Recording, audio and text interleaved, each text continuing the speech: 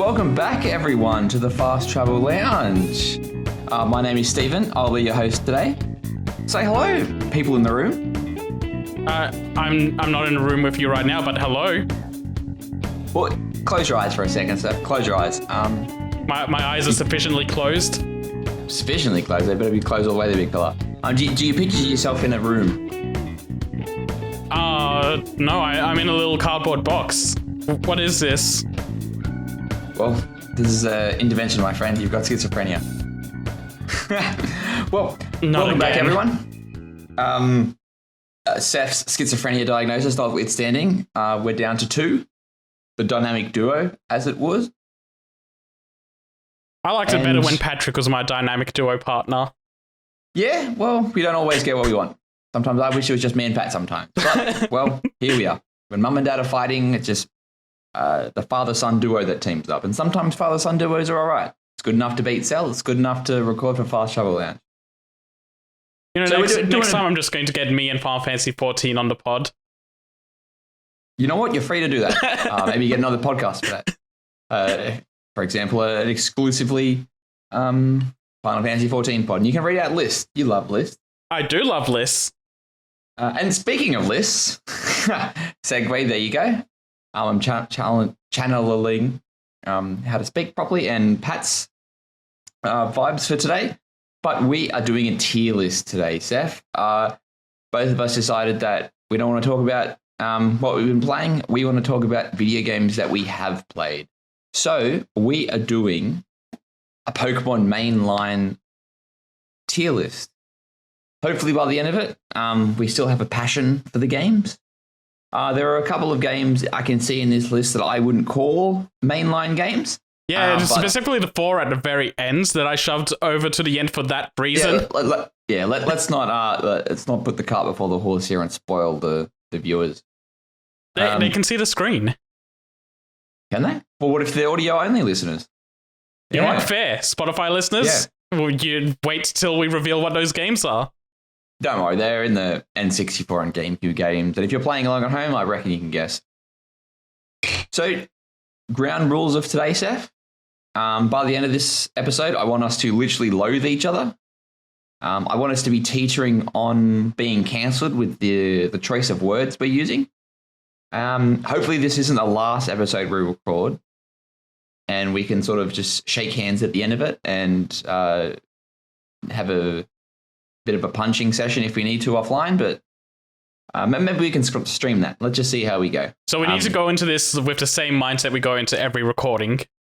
Yeah, exactly. But these attacks just want to get a bit more personal, especially if you don't agree with me. Because as we all know, I have the correct opinions, everybody else does not. I'm telling you now, big fella, there's going to be a big chunk of them where I just have to lean on your opinion because I haven't played those specific games. I don't know why you wouldn't have played every single one of these games. If you have not, you're a fake fan. It's true, I'm a fake fan. Technically, because of like the groupings, how you've got like red and blue and fire red, leaf green and scarlet violet, and how they group together the games. Technically, I only played about half the games in this list. But I've played 3/4, I want to say. No, maybe half. Maybe half. The double versions, like you play Platinum and Pearl. Sorry, Diamond and Pearl. Sorry, you picked the 2 I haven't played. Base.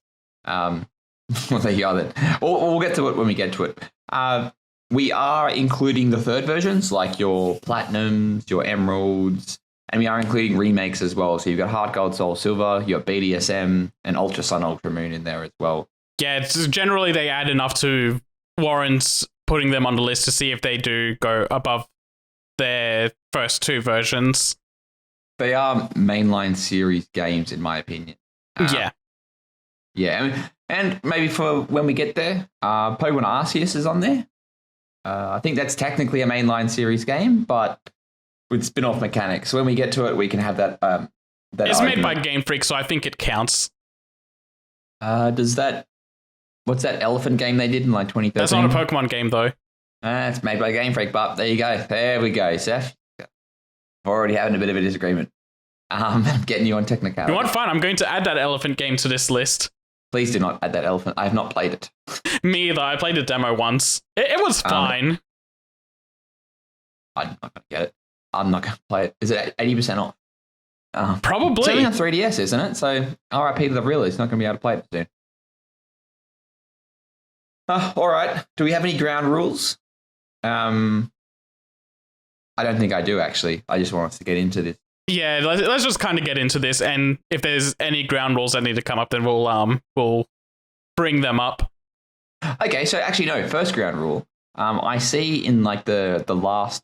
You know what? I'm just going to spoil this here. So, the last 4 on this list are Pokemon Stadium 2, Pokemon Coliseum, and Pokemon XD Gale of Darkness.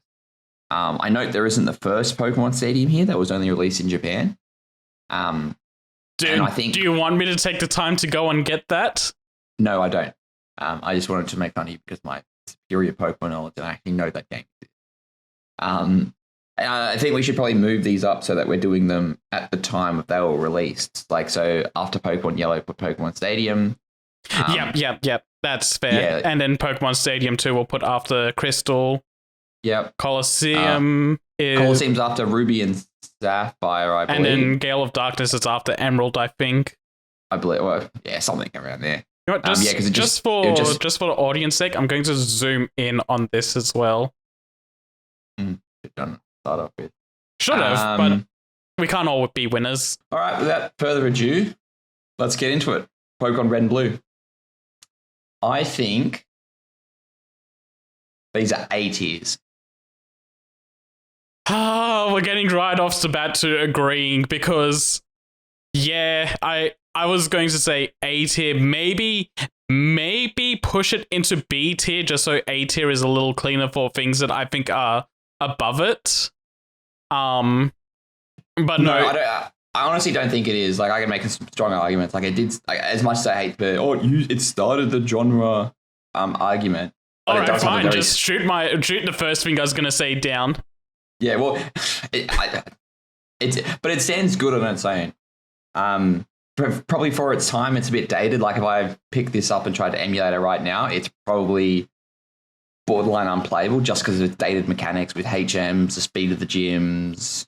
The bag limit is really bad. The bag limit is really bad. But at the same time, having to manually change PCs as well so they don't automatically move over to the next box if you're starting to catch too many Pokemon. Yeah, absolutely fucking unplayable. You know what? For those reasons, I think it does go B. I don't think it does. Because if we were to go back in time, every other game that was on the Game Boy... These are Game Boy games, not Game Boy Color games. Yeah. If we're comparing it to new games, it's fucking completely unfair and it's dog shit D tier. But for its time, it was fantastic. The battle mechanic they had 15 types back then. And there were a couple of like balance issues with like ghost types. Like Lick is the only ghost type move. There's a problem with the coding. Ghost is the only thing that's super effective against Psychic.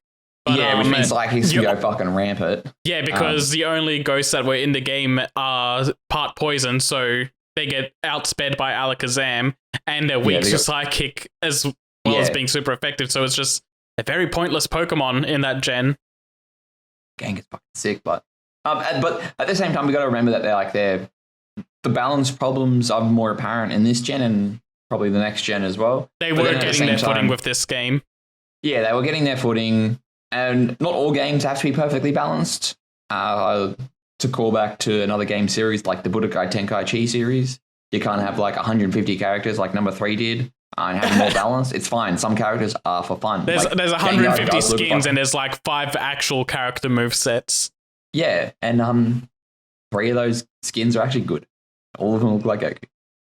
But yeah, solid A tier. Red and blue, solid A tier. Okay, I want to make one more Hail Mary pitch to B tier. I think red and blue B tier because I think yellow should go in A above it. I think there needs to be a distinction between the two. Okay, very true. So what does we're in comparisons already, but I guess we can compare the third gen to the first gen. We're going to have to make this tier list more manageable and figure out their placings. Right. Well, I was going to put yellow in S tier, to be honest. S tier, really? Yeah. The Pokemon following around the integration of anime aspects as well. Like you get a Pikachu instead of like the 3 starters. Getting all 3 starters in the journey as well was really good. Yeah. That was very cool. That's why all of those reasons I was going to put it at S tier. Like if you get like that surfing Pikachu, which I think is an event only thing anyway, the animation is surfing Pikachu from my understanding. It is, yes. Yeah, it's pretty fucking sick. And like what they did with it is such a step up from what they did in Gen 1. In Red and Blue. But then at the same time, maybe you're right. Maybe for the sake of clutter, maybe Red and Blue and BT. Because I'm looking a little down this line, and I think the GBA games, getting a little ahead of ourselves, but I think the GBA games need to go clearly, distinctly a tier above the Game Boy games. I don't think I'd agree with that. Yeah. But, okay, so I think Red and Blue, B tier, I've changed my mind. Yep. And then Pokemon Yellow, A tier. Yeah. I don't think it deserves going to 2 tiers above Red and Blue. I think it's just it's not that much of a step up. Yeah. Yeah, you're right. But then it does a lot of things that are fun and different from Red and Blue, and things that would be neat if like the following Pokemon is always appreciated. And being able to get all 3 starters is like, I think is the only time in a series until Let's Go that you can do that. Just by casually playing the game and integrating all the anime aspects. It's a very unique game in the Pokemon series. It is. And I really do like how they integrated the anime aspects. Not only did it capitalize on what made Red and Blue very good, but it capitalized on what made Red and Blue popular, which is the anime aspect. And there are probably a bit of things you can say about needing a Pikachu on your team. Because if you box that Pikachu as soon as you can, you sort of are losing not half, but you're losing all those nice Pikachu interactions. And you are, yeah. Yeah. I did it on my last playthrough of Yellow just to see if I can, and you can. You kind of lose the soul of the game, though, doing it. It does. I mean, yeah, if you're boxing that Pikachu, you're essentially playing. It even makes a sad noise when you do it, just so you just twist that knife as you're doing it. Oh, really? Oh, shit. But yeah, I think it was very cool, and I sort of, yeah. Well, actually, let's leave it at that. Let's hopes and dreams. Let's leave it. Yeah, Pokemon Stadium, I think C tier. Yep, fantastic. I hate to agree with you too much, but Pokemon Stadium pretty much ports over the battle mechanics from Red and Blue. Actually, there's a game here that should be on there, but when we get to Platinum, I'll talk about it then. But yeah, the mini games are fun. They're very shit though. They're like fun the 2 or 3 times you play it, then it's like, wait a minute, this is shit. It pretty much is borderline, because I tried to emulate it a couple years back, like 1 or 2 years ago. It's borderline unplayable without connectivity. Yeah, the rental Pokemon are all way too shit. Yeah, like you might be able to get through the first couple of cups, but there's no way you're getting through those gym leader challenges with it. Yeah, so, and it's losing out on that adventure aspect brings it down a notch.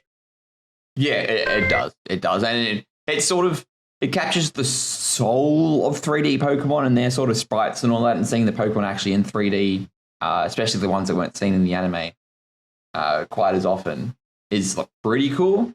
But at the same time, it's the soul of Pokemon is adventuring and collecting. It does give you the rental Pokemon, which are cool, but they're all fucking dog shit. And the second you figure that out, it's like, this game's gone down. Yeah. All right. So, gold and silver, my friend. What do we reckon? I think this is a D tier. Hey, Steven, have you checked your walls recently? Because I'm inside them. Yeah, good. As long as you're inside them and not Gen 2. I think the pacing for that game is terrible. You pretty much get to after Goldenrod City, and then it opens up to you, which is cool. But there is no level scaling whatsoever. So everyone else's Pokemon is like level 30 for like 3 or 4 gyms. The Pokemon available to you are literally just Gen 1 Pokemon.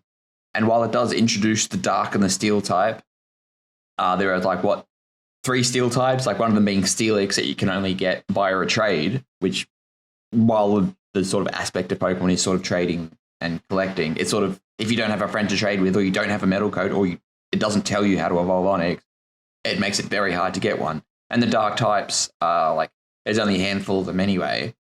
One of them you can get through evolving Eevee. The other 2, Hondoom, Hondour, and Murkrow, are only available in Kanto after you've beaten the Elite Four. So they've introduced something new, but said, nah, you got to wait until you're done with the game to get to it. which is very disappointing, and I think it really drags the games down as a whole. So I Those think are you're my being a main bit too gripes. harsh with the D tier. I'm fine with you having your problems with it, and I do agree that those problems are all big disappointing aspects of that, but I feel like those are things where you come into it like looking back on the game and how it could have been paced better and the spread of Pokemon could have been better afterwards. But back when this game first came out, it was the perfect sequel to Red, Blue, and Yellow. It expanded on everything that the original game set out. It did the battle mechanics better. It did the special splits that saved so much of the stat distribution, and Did not special is not until Gen 4, my friend. no, that's the physical special move sets, but this did the split between special attack and special defense, which Yes, okay, yep, which sorry, heavily very nerfed true, very true. Alakazam. They fixed up the speeds always crits glitch. Which we already mentioned glitches shouldn't count too much, but I think removing that glitch did a big benefits to the battle system going forward because it didn't break the game as much. Very true. Everything about this just feels like a great sequel to the original game. So I put these as S tiers because of how much I love them. These are some of my favorite games of all time.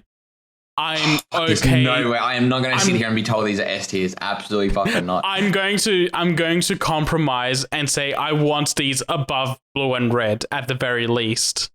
Because Johto as a region, I absolutely love. The addition of being able to go through the Kanto region is such a mind-blowing thing, especially with how late they were able to add that into the game. And even though it's a cut-back version of Kanto, just the ability to go there in general, and it's the only Pokemon game still to have the two regions that are fully explorable like this. It's such a massive leap and bound over the original game, and it was a huge big deal when it originally came out, and kind of cemented Pokemon as this legacy franchise.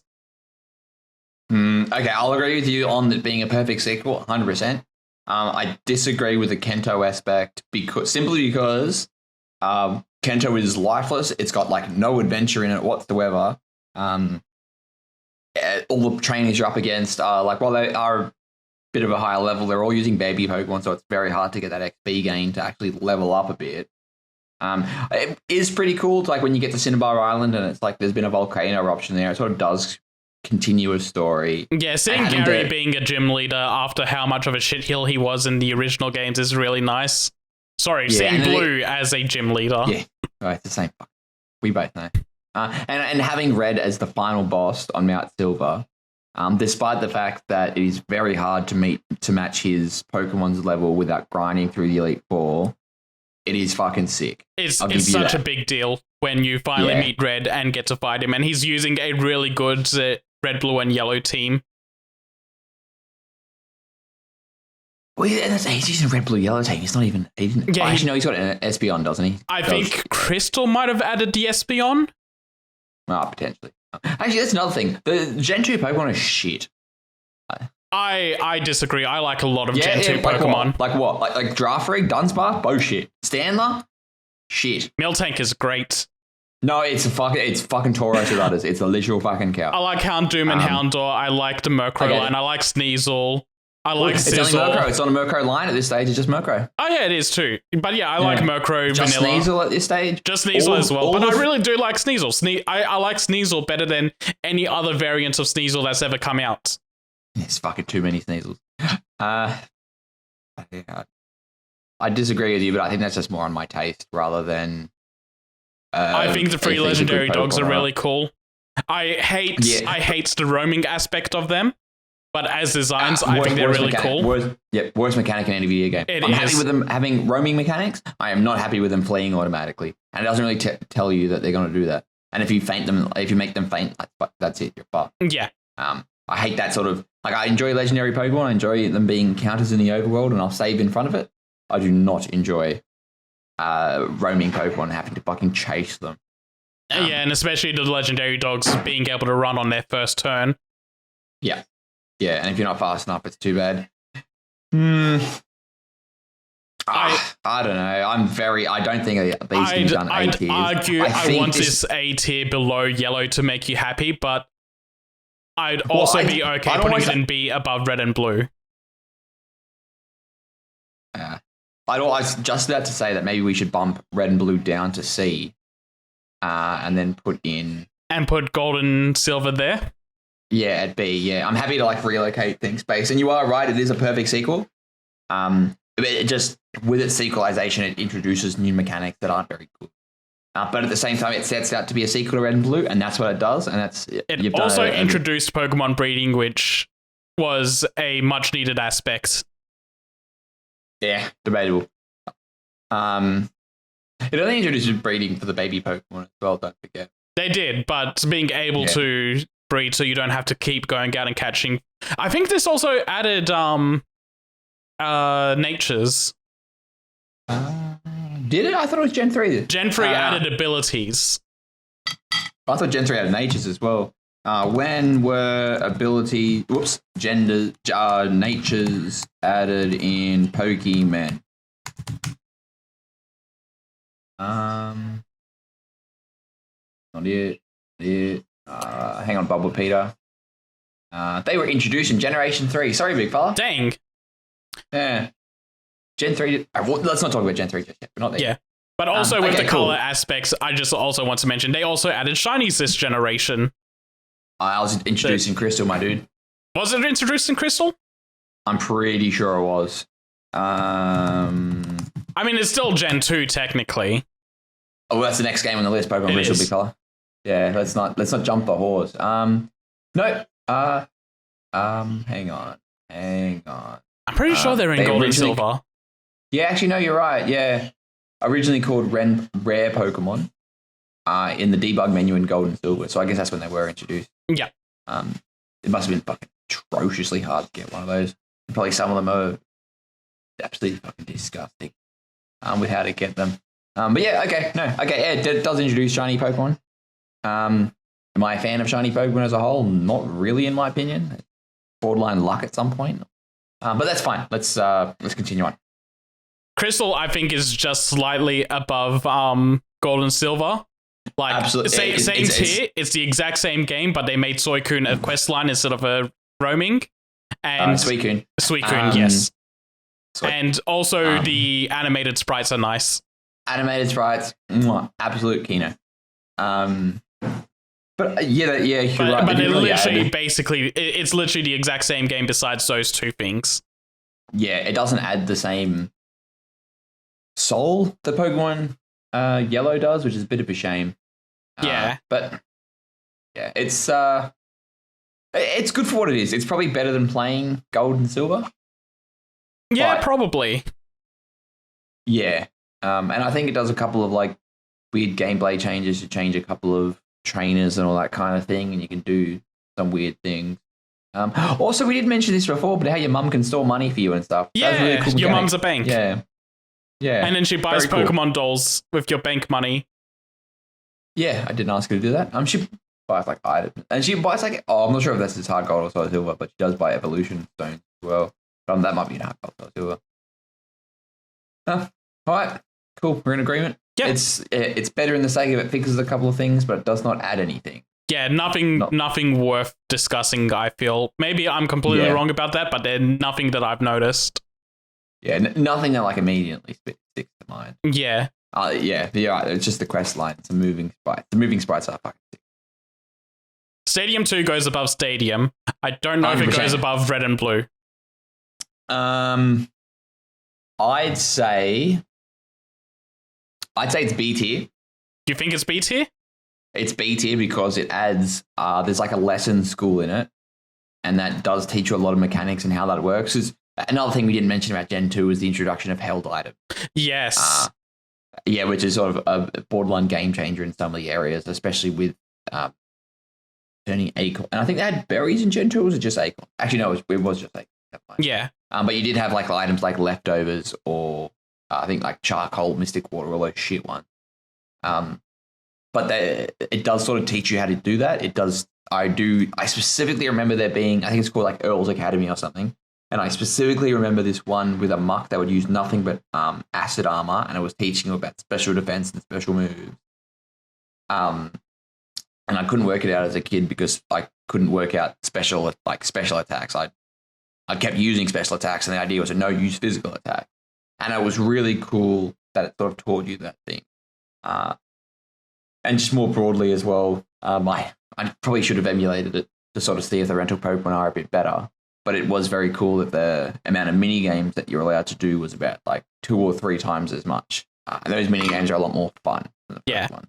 But on this list, I've already put it below Gold and Silver. Basically the same reason we put Stadium below Red and Blue. Yeah. The lack of the adventure element and catching elements. Yeah. It has to naturally put it behind. Yeah, no, definitely, 100%. But it's like you were able to sort of get dolls for your room as well. Like you had a room in there and you could get dolls for your room as well. That gave it a bit more soul. Yeah. But yeah. Better game than Stadium, but still not punching above mainline game status. Yeah, exactly. All right. Ruby and Sapphire, eh? Yep. I'll let you put first perch on this. Okay, well, I'm not going to be able to put this. Like, this is me guessing where I'd put it because I haven't played Ruby and Sapphire properly. I've watched someone play it, and that got me to wanting to get a Game Boy Advance.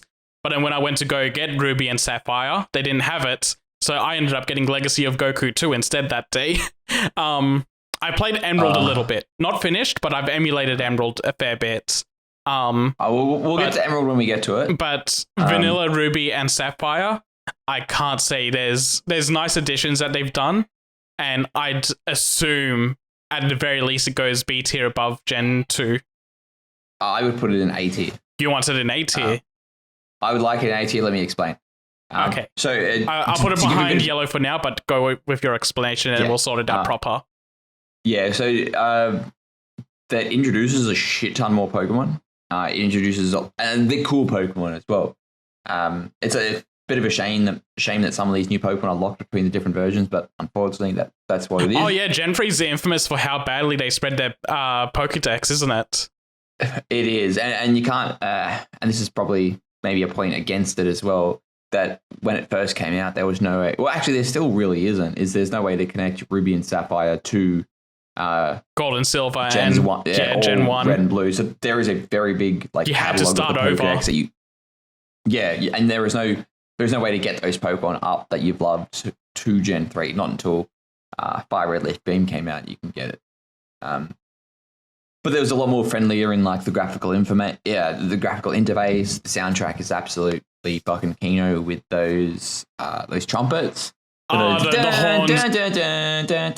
horns fill Gen 3 with so much soul. Oh, yeah, it's so good. It's the introduction of abilities and natures, the introduction of double battles as well. Yes, double battles are so good. Yeah, and it makes you feel like you're in a completely new region, whereas in like Gen 2, like you go into the grass, one of the first encounters you get is either like a Rattata or a Pidgey, whereas you're going to a grass in here, you're encountering a Poochyena, a Zigzagoon, a Taillow, a Surskit, or a Wurmple. These are all Gen 3 Pokemon. These are all new. For better or worse, there's something to be said about like if you lose, like you can't get old reliable Pokemon, which is a bit of a shame. But it was fantastic. What was the anime's New Frontier, wasn't it? Advanced Battle, I think. Advanced Battle. New Frontier might have been a Digimon thing, actually. Or no, New Frontier might be like the Emerald version because they go to the Battle Frontier. Maybe, yeah. The anime kind of also leaned into how heavily changed Gen 3 was from the first 2 gens. Yeah, it wasn't Ash continuing his adventure. It was Ash having a new adventure in a new region. And we didn't talk about it on Crystal, but the introduction of a female protagonist. Yes, that's the other thing Crystal added that was really good. Yeah, but this one has a female protagonist as well, and it's also sets up the if I pick the boy character, the girl character is my rival. There is, which I thought was pretty cool. It turns the opposite gender into an actual character. Yeah, exactly. It's not wasted, and it got a bit more of a story, shall I say? Like with the whole magma, aqua, land, water, and then there's an event when Team Magma or Team Aqua activate their red orb or their blue orb when they set Kyogre or Groudon out. And the whole scenery changes. There's heavy rain flowing everywhere in the region if Kyogre's around, or it's intense sun in the entire region, pretty much, when that event is going on. And it was very amazing to have that event happen and to have it present in the overworld and then to have it present in battles as well. I thought that was fantastic as a kid. I think it's fantastic now. It's a bit of a shame as well. There was a lot more event Pokemon in this. You've got Jirachi and a bunch of other Pokemon. I can't really Deoxys. Yeah, Jirachi, Deoxys, and the whole Deoxys changing forms, which is really cool. But as a kid, as far as I'm aware, those Pokemon did not exist because you could not. I remember hearing a schoolyard rumor about Deoxys. You needed to wait an entire year of doing something before it would become available. Yeah, the fucking rumors around. You could only get it if you went to Japan or New York City at one day of the week. Yeah. Which is probably a point against it, but I think... I mean, that's kind of a point against the entire series in general. It is. Because that started in Gen 1 with Mew, and then Gen 2 had that whole GS ball that was like what's supposed to be on the... Yeah, the GS, and that was supposed to be on the cartridge, but then they cut it, and they ended up giving it out in Japan really easily, and it had the quest, but they didn't do it in the West. Yeah. I'm very glad. And the GS ball also showed up in the anime, and then they dropped it, and they were just kind of hoping people would forget about it. Yeah, exactly. And I really liked it. I solid 80. Yeah. So, do you want it above yellow or below yellow? I'd say below yellow, just because yellow has more soul, whereas this is more new introduction. Okay, that's fair. Yeah, but at the same time, that might be nostalgia talk. I will allow nostalgia to weigh into this tier list. Yeah, I didn't want to. And don't forget contests as well. This introduced contests. And as a kid, I fucking love contests. I didn't know how they worked. I think this is also the one that this also introduced berries and being able to plant berries. It did too. Yeah. A lot of like autistically using, like I'd have to wake up early in the morning to harvest my berries. I don't know why I did that, but yeah. All right. Okay, Colosseum. Pokemon Colosseum. I haven't played it. I've seen videos for it. C tier. C tier? It tries very hard to be. So for those that haven't played Pokemon Colosseum, it's a Nintendo GameCube game. It's essentially trying to emulate what Stadium did with having 3D sort of Pokemon, but it gives you an adventure to go on. Yeah, that's why I've just put it above Stadium, because it has an actual storyline to go through. Yeah, and essentially what happens is there are it's only double battles, so it's really focusing on that. Gen 3 introduced double battles, you're only doing double battles here. And it introduced, so it has shadow Pokemon as well, and that's how you catch Pokemon. The only way you can get more Pokemon in your game is to catch shadow Pokemon from like bad guys' teams, essentially. Or trainers that are using shadow Pokemon. And you have to go through an entire process of turning them good again before they're properly usable. Exactly. You have to like battle with the Pokemon, and then like it brings their purification meter down, and then you have to like purify them by going to a specific village. It's fucking tedious as shit. And towards the later part of the game, when you've got your team sort of you're like, I don't care about these kind of things. Yeah, it seems to be a very grindy game, especially when it's one of the ways to complete the national dex for Gen 3. Because they introduce Pokemon here that aren't in Ruby, Sapphire, and Emerald. So the only way to get them into that game is to get them from Colosseum. Exactly. Yeah, like you can get the 3 legendary dogs in here. It's cool of what it tries to do, but it's a shit implementation. Like I think you've only got like 50 Pokemon you can catch. Like, well, every single Pokemon is like modeled in here, and it does connect with Ruby and Sapphire, so you can sort of transfer back and forth. It sort of does just sort of not really feel good, and if you don't have like I was emulating it, the Pokemon you get are fucking garbage. Yeah, it seems needs for a one-time playthrough, or maybe just check it out for a couple of hours. Well, we're at Fast Travel Lounge. We're very big advocates for finishing what you start. I think it's 15 to 20 hours. And this game is just fucking slow as well. Yeah. Like you get to the late part of the game, it's like, all right, cool, fantastic. I've got these fucking 10 trainers. They're all using dumb Pokemon. Apparently, the final boss of this game is like a brick wall as well. Yeah. I think I had a bit of trouble. As a kid, don't think I could get past it for a while. But as a grown man, I had no problem. But I think it was just because I knew the mechanics. I had my team. But it doesn't really. You can't. The only way you can grind is if you go to this thing called I think it's the Battle something, Battle Palace, Battle Maze or something. And it was just essentially 100 levels to go up, and that was the way you can grind. And I do remember when I emulated it, I did have to go back and grind because my Pokemon. It's not that the final boss is hard. It's just that he's like 5 levels like higher than you, which isn't fair. And it really, I'm not sure what the intent of that is. It's to try to make you to encourage grinding, or if it's to encourage transferring Pokemon. But yeah, C tier Pokemon Coliseum. Not bad, but doesn't hold up. Yeah, Emerald S tier. Yep, 100%. I've never finished it, but I know the stories of the Battle Frontier. I know how much people love it. I think it deserves S tier just off that. Yep, it deserves S tier as well because it introduces like Rayquaza. Rayquaza's in the Ruby and Sapphire, but it introduces it as a mechanic. I'm pretty sure you can catch both Kyogre and Groudon, so you're not split by the versions.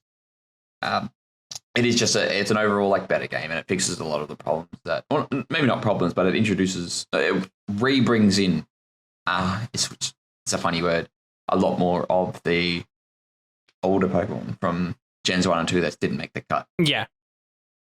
It is very good for game. all intents and purposes, is what a third version should strive to be. It brings in a bunch of things that didn't make the first cut and massively increases the end game. Yeah, the introduction of the Battle Frontier is probably one of the best. So fucking cut that we haven't really got one since Gen 5, but not only was it was a whole bunch of things to do. Like there was 7 facilities you had to beat, all with interesting mechanics. Like the Battle Pyramid was pretty much a cave. The Battle Dome was a tournament. The one that looked like a Viper was like pretty much, what's behind this door? Oh, you're a poison, get fucked. Which some of those areas are literally RNG, which isn't fair. But it's still very fun. Yeah. Yeah, I don't think there's more to say about that. Emerald is what Pokemon should strive to be, kind of. Oh, well, this is going to be awkward for you, Seth. But it turns out Fire Red Leaf Green came out before Emerald. Oh, is it? I was going off what you said before. I thought it did as well. We were a fool. We shouldn't have listened to me. Right, Fire Red and Leaf Green. Yeah, because Fire Red and Leaf Green definitely came out before Pokemon XD. But yeah, solid. At least A, yeah. Yeah. It goes. I think it goes above Yellow even. Yellow has so much soul with what it did, but Fire Red and Leaf Green is just the definitive way to play Gen 1. Yep. It's so much better. It introduced probably, not sure if you played it as a kid, but it came with like a wireless dongle, and that was my first experience with wireless. It's even on the little box art here. It is fucking fantastic. I love that. It was very good. Like after you get pretty much halfway through the game, you get like additional content in the Sebai Islands. Fantastic. You mean 1 island, 2 island, 3 island, and 4 island? Yeah, you get that, and then when you finish the game, you can go to the rest of the Sebai Island. Yeah. Very, very true. And there's a whole other thing as well. It's very cool. Really liked it. There were problems I remember there were a bit of, not problems, but there's the exclusive Pokemon between the two is pretty rough. It's not a lot there. I think that was the case with Red and Blue in general as well. Yeah.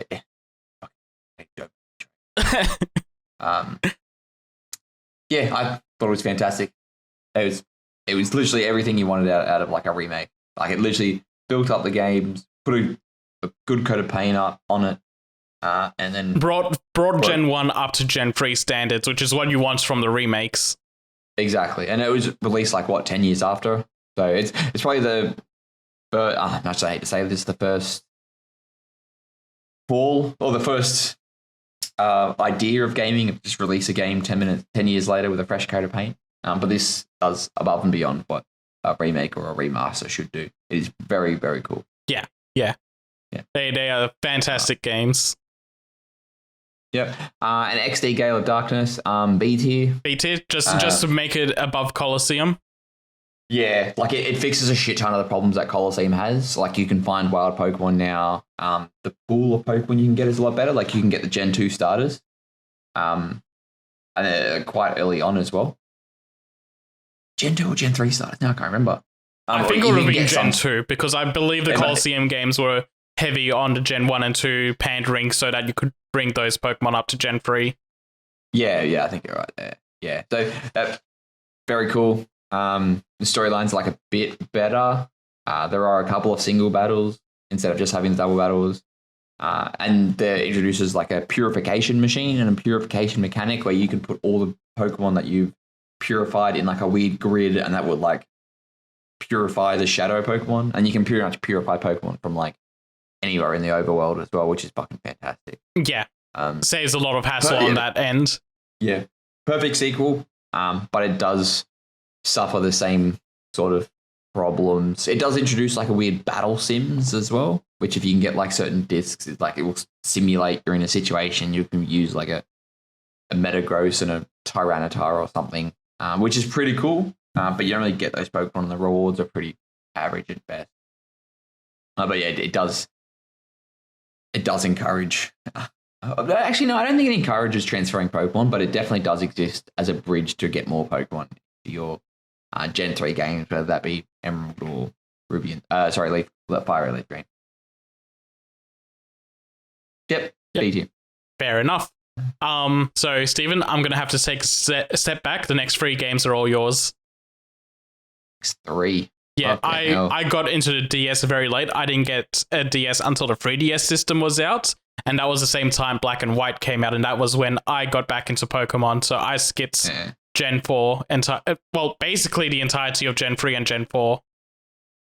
Okay, so we'll just start off with the Diamond and Pearl. The first one's on the DS. The introduction of the Wi-Fi connection and battling people anywhere in the world was really cool.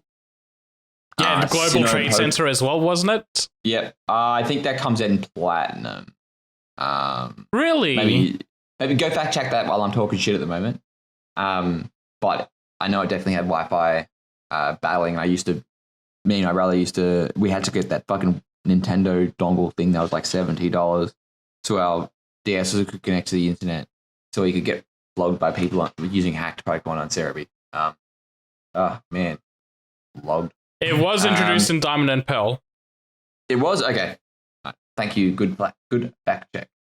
But also, the key thing this introduced, and probably why I might rate it a bit higher, is the physical special split.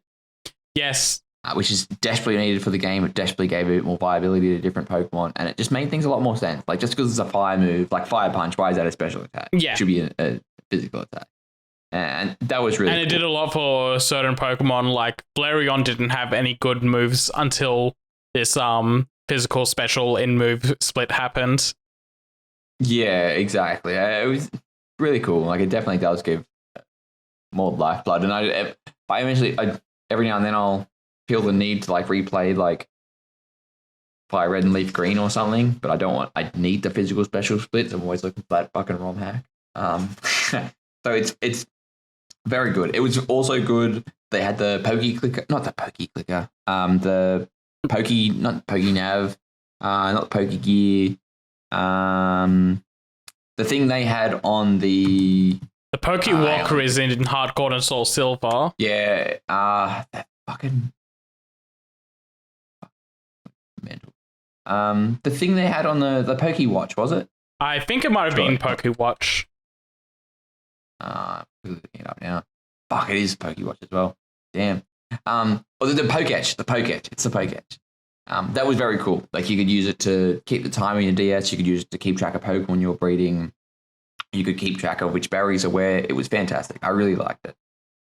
A point against it, possibly. I hear this is also a very slow generation. Absolute garbage. It is. You have to go through Mount Coronet. Not just that, but also the battling, like HP draining is very slow. Moves coming out are very slow. Oh yeah. It takes like a lot longer. Like I in their defense, and I probably shouldn't be defending it like this. It does make it feel a bit grander, but it does just make it getting that slow drain of a one-hit KO. Yeah, it takes fucking ages. And late game, but- especially with Pokemon with high HP, it takes fucking ever. It's a weird tension thing because you kind of want to anticipate if it's going to be a one hit or not, and that slow drain kind of adds like attention to it. So when it does drain all the way, you get a sense of relief, and if it doesn't, then you dread. Exactly, and you don't really know when it's going to stop. It just sort of all goes at the same time. It is pretty cool how it did the underground. Massive props to that. That probably, if it didn't have the underground, I probably would score it a bit lower. Honestly, and maybe this is because I got the nostalgia goggles taken off me with Diamond and Pearl, and with Brilliant Diamond, Shining Pearl, because that game did not fucking change or fix anything. And I get the feeling if I went back and played Diamond and Pearl at the moment, I would fucking hate it, especially what Pokemon's come recently. Like, it's a lot more faster paced. It's just the need for HMs, and everyone's like, oh, you can just use B-Barrel as a HM slave. I shouldn't fucking have. And like the sheer slowness of the game is just fucking infuriating. So I reckon it's a C tier, to be honest. C tier? Where on C do you C-tier. want it? I want it above Colosseum, but below Red and Blue. That's fair. Yeah, it's probably a bit harsh, like from a Pokemon design point of view, and the fact that I'm going to let you be harsh here because I'm going to be very harsh soon. I'm going to brick you in the back of your head if I think you're going to say what I think you're going to say. But this should be a bit further back, by the way. Yes. I think it had the Battle Frontier as well. It might have. Hang on, quick. Maybe it did. I'm pretty sure. Yeah, no, it had to have. Yeah. Unless it was added in Platinum. Where? Surely they wouldn't do that. They wouldn't fucking do that, would they? Actually, no, they wouldn't have, because it's the fucking. It's Pokemon Platinum and Heart Gold and Soul Silver. There's a fight area in Diamond and Pearl. Yeah, it's the fight area, and it's not like the Battle Frontier. It's just the Battle Tower. That's right. Whew, man, there's a Battle Park in Diamond and Pearl. Yeah, that's not the same. I'm pretty sure it's just like a Battle Tower there, which is a shame. But yeah, I'm a really big fan of like Gen 4 Pokemon as a general. I do like the evolutions they've given. I was about to go on to that same tangent. I like that Gen 4 gives evolutions to older Pokemon to bring them up to viability. Yeah, I don't like how the fucking some of those evolution methods or how late you get those Pokemon. Like, to get a Mamoswine, you have to get like a Piloswine, which you can't get, which it learns Ancient Power at level 33 to evolve, but you don't get that Pokemon until like after the Elite Four. Yeah. There's a big part of that. So it kind of has a couple of the same issues that Gold and Silver had. Yeah, like it introduces new things, but it's like, no, you get it after the game. And like, no, give it to me as part of the game. And it's a whole fucking big block of Pokemon that evolve, like Porygon Z, Magmortar, Electivire. But you get to it. Man, I love Electivire as well. Like, that's such a sick Pokemon. So good. Such a fucking Pokemon. Him and Magmortar. And it also probably should. Luxray's probably one of my favorite Pokemon. Luxray's pretty cool, yeah. I don't have a lot of nostalgia for Gen 4 Pokemon because I skipped this generation, but there are a lot of Pokemon here that I really like. Yeah. I really like the Piplup and Chimchar lines of Pokemon. Turtwig's alright, but I don't feel a lot for that one, but the other two are sick. Yeah. Alright. Pokemon Platinum. This fixes everything that goes wrong in Diamond and Pearl, so I reckon it's an A tier. A tier? Yep, brings back the Battle Frontier. I'll put it at the back for now. I'll let you go through your reasonings and then place it. Yeah, it fixes up all the slow things there. You don't have to go back and forth between Mount Coronet and all that type of stuff. There are problems with pacing in that game as well, but I think that's more of a Gen 4 type of thing as well. You get, like, when you finish the game, there's I think it is the legendary dogs start roaming the region as well, which are pretty cool. They always go back to the legendary dogs. Yeah, I think it's because they're like maybe not rare, but They're iconic for being the Feels- roamings. yeah, like and because like with Gen 1 you can get the birds. Like with Fire Red Leaf Green you can get the birds. There's no way to get. I think the dogs are roaming in Fire Red Leaf Green, or at least some of them are. They might they only be might able to have get, added like- them post game. Yeah. But just a bit faster. The underground is still very cool as well. The introduction of new Pokemon as well. Like we didn't mention it with Gen 4, but how Flint, the fire type Elite Four member, has 2 fire types because they're the only fire types Yeah. available at that point of the game. And one of them is a fucking starter, like Infernape, is pretty embarrassing. But with the introduction of more Pokemon, it sort of fixes that issue. And that is it a balancing issue? Probably, which means it falls into the same thing as Red and Blue. But I think it's just what they tried to do with introduction of more Pokemon. They sort of like, oh yeah, sorry. Yeah, it was an oversight, and they fixed it with Platinum. Yeah, but I still think it's fantastic. It's better. They also introduced the player having a different look as well. Like you don't look what the people in Diamond and Pearl, like the main character in Diamond and Pearl, look like. You look like you've got like a blue outfit or purple outfit. But yeah, I thought it was fantastic. So where are you placing it in A tier? Above Ruby and Sapphire, but below Yellow. Okay, that's fair. Yeah, it does some really good things. It is a much better game than Diamond and Pearl, but there are other games that are better. All right, now I gotta hear you talk about Heart Gold and Soul Silver. Well, actually, no. You have left out Pokemon Battle Revolution. I would have said that they're Okay, so mainline games. I'm not going to take the heat on this. I didn't forget about it. It was just this is how the tier list was made. I didn't make this tier list, but yeah, I also noticed that Pokemon Battle Revolution was missing. But I don't know. It seems like a worse stadium. I wouldn't say it's a worse stadium. Look, slight tangent. It kind of is because it doesn't give you access to all the rental Pokemon, and I think I am completely nostalgic for this game in a way that's probably inappropriate. Such a big conflict of interest because I had Diamond, Pearl, Platinum, and I was going pretty far back and forth with transferring my Pokemon, logging the other gym leaders. Oh, not gym leaders, they're trainers in this game. But having like a 3D modeled character that you could change the outfits of,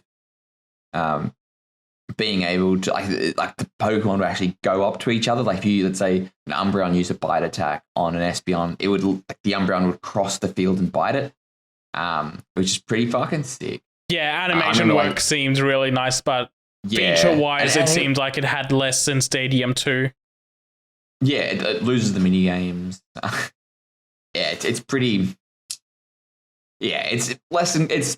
I'd probably put it B tier, but less than. Actually, no, realistically, it's D tier. I've just got my fucking soldier goggles on. But let's not talk. Yeah, let's not talk about that. It's not on this list. Let's not worry about it. Heart Gold, Soul Silver. S tier. There, I said it. Oh, okay. Yeah. I was going to. No matter what you said, I was going to say it has to go above Gold and Silver because, like, even without experiencing it, I know how much this is like a vast improvement over Gold and Silver in so many ways that it had to at least be above those two. I was going to argue. Yeah, no, I think like, and every now and then the craving to play Heart Gold and Soul Silver will, tries to strike me. But it is a fantastic game. Like the problems with the pacing are really shit. The problems with the Pokemon like introduction are really bad. But those are all like Gen 2 problems. And this is a Gen 4 game, so I think it's an unfair comparison to do that kind of stuff. But the introduction of the Pokeathlon, where you can use to sort of get items to evolve Pokemon into the Gen 4 counterparts. The introduction, well, not the introduction, but bringing back the Battle Frontier as well. I think it is quintessential fucking fantastic. They've redone all the music in a way that makes it sound fantastic. Yeah, I really do like the Heart Gold and Soul Silver remixes of those songs. No matter what version of it is, the champion theme always slaps. Yeah, always so fucking good. Yeah, so fucking good. Yeah, it does sort of fall into the same problems as original Gen 2. But I don't think it's fair to sort of compare that. Like what Champion Lance has like what fucking 3 Dragonite. But that it also has walking Pokemon. Does have walking Pokemon. Yes, it's fucking fantastic. And the Pokemon. Look how many games we've Pokemon listed off. It took from Yellow to Heart Gold and Soul Silver for us to get walking Pokemon back. Yeah, it's you get every single Pokemon can walk with, and they can find you items. And because don't forget, I think this game has something you can do to dress up your Pokemon. I can't remember if it's like contest or something, but it can find. But when you're walking with Pokemon, they can actually no, sorry, that's Amity Square and Pokemon Platinum. Never mind, actually. Please ignore. But yeah, no, fantastic. And then Pokemon can when you talk to them, they can find stuff for you. It's fantastic. It's a level of soul that very rare for Pokemon to get right, and it looks very fucking fantastic having like the sprite work. Yeah. So, are you okay with it being at the bottom of S tier, or do you want it above Emerald? Nah, it's below Emerald. Below Emerald? Much better. Okay. Yeah. Now, this is where I put on my nostalgia goggles because I think both Black and White games are S tiers. I will argue a distinction of putting one of them in A because I think the sequel as an S tier and Black and White 1 as an A tier is correct. But on some level, I think I like Black and White more than the sequel. Yep. Black and White is S tier, Black 2, White 2. While Good is A tier. Okay, so we'll do the reverse of what I wanted. But yeah, very good. Well, let's get into it. Let's get into why. Yeah, let's get into it. Well, you start first. I've been talking a lot here. You can have the floor, friend. Okay, so like I said before, Black and White was my reintroduction to the series, and I know so many people hate this, but I love that this region just does a completely new Pokédex. I know there's arguments to make of the P-Dove is just a regional bird. Patrat is just a Rattata. I don't give a shit. Don't care, new Pokemon. Yeah, it's all new Pokemon, all new skins. They're all getting different abilities, different movesets. A lot of people bag on this generation's Pokédex, but there's so many fucking winners in here. Scolipede is great. Seismitoad is great. I really like the Conkeldurr line. Excadrill is good. The Sandile line, fucking fantastic, as well as Darumaka, Dimension, Scraggy, Scrafty, Yamask, and Cofferegus. People talk Trubbish and Garbodor, but I fucking love those Pokemon. It's such a great Pokédex. Unova is a fantastic region.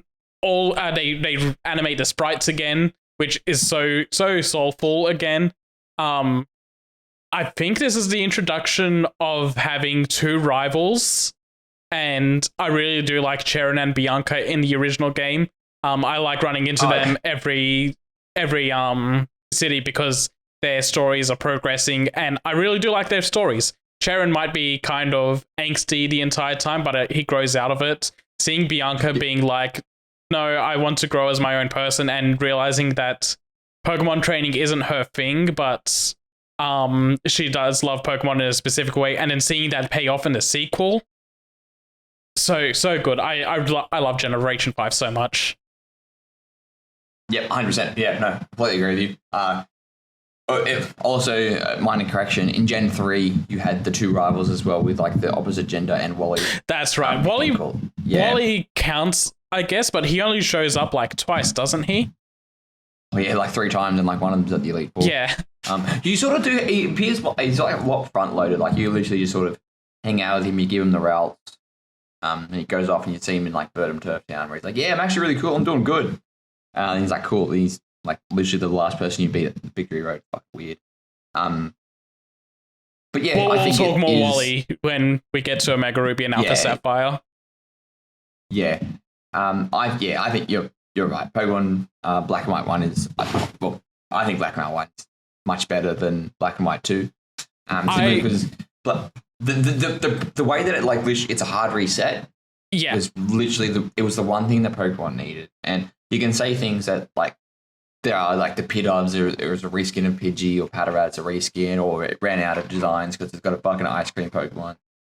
They literally had a snake Pokemon in Gen 1.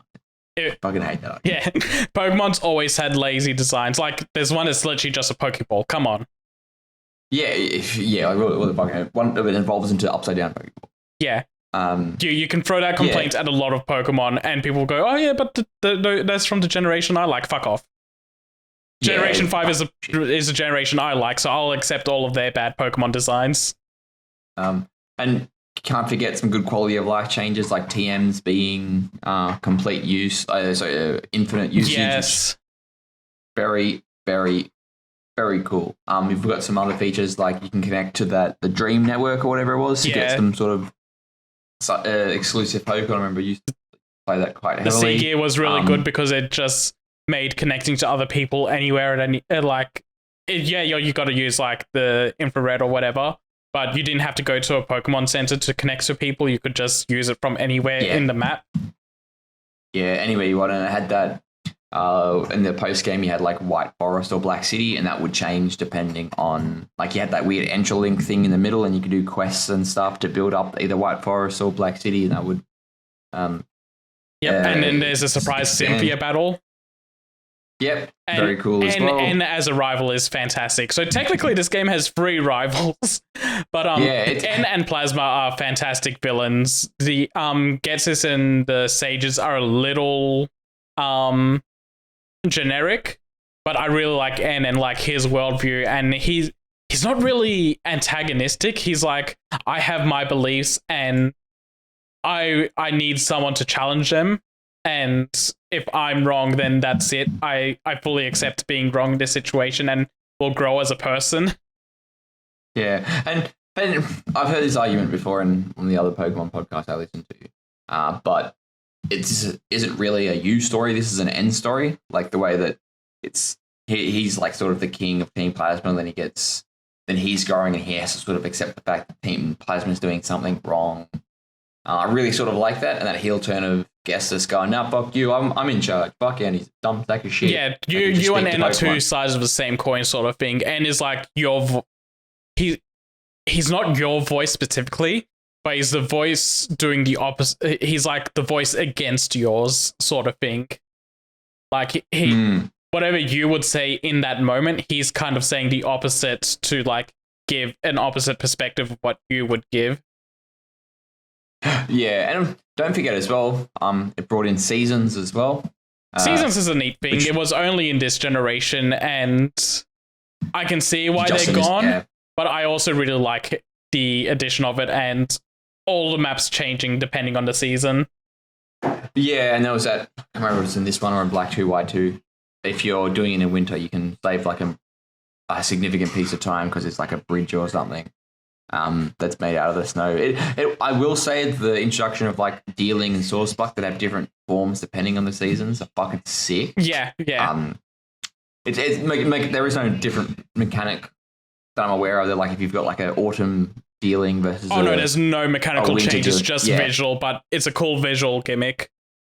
Very visual, very cool. Don't forget it brought in everyone's favorite types of battling, triple battles and rotation battles. I actually really do like those battle mechanics. I know they were underutilized and people hate them, but I think triple is kind of neat, and rotation is a weird spin that I kind of enjoy.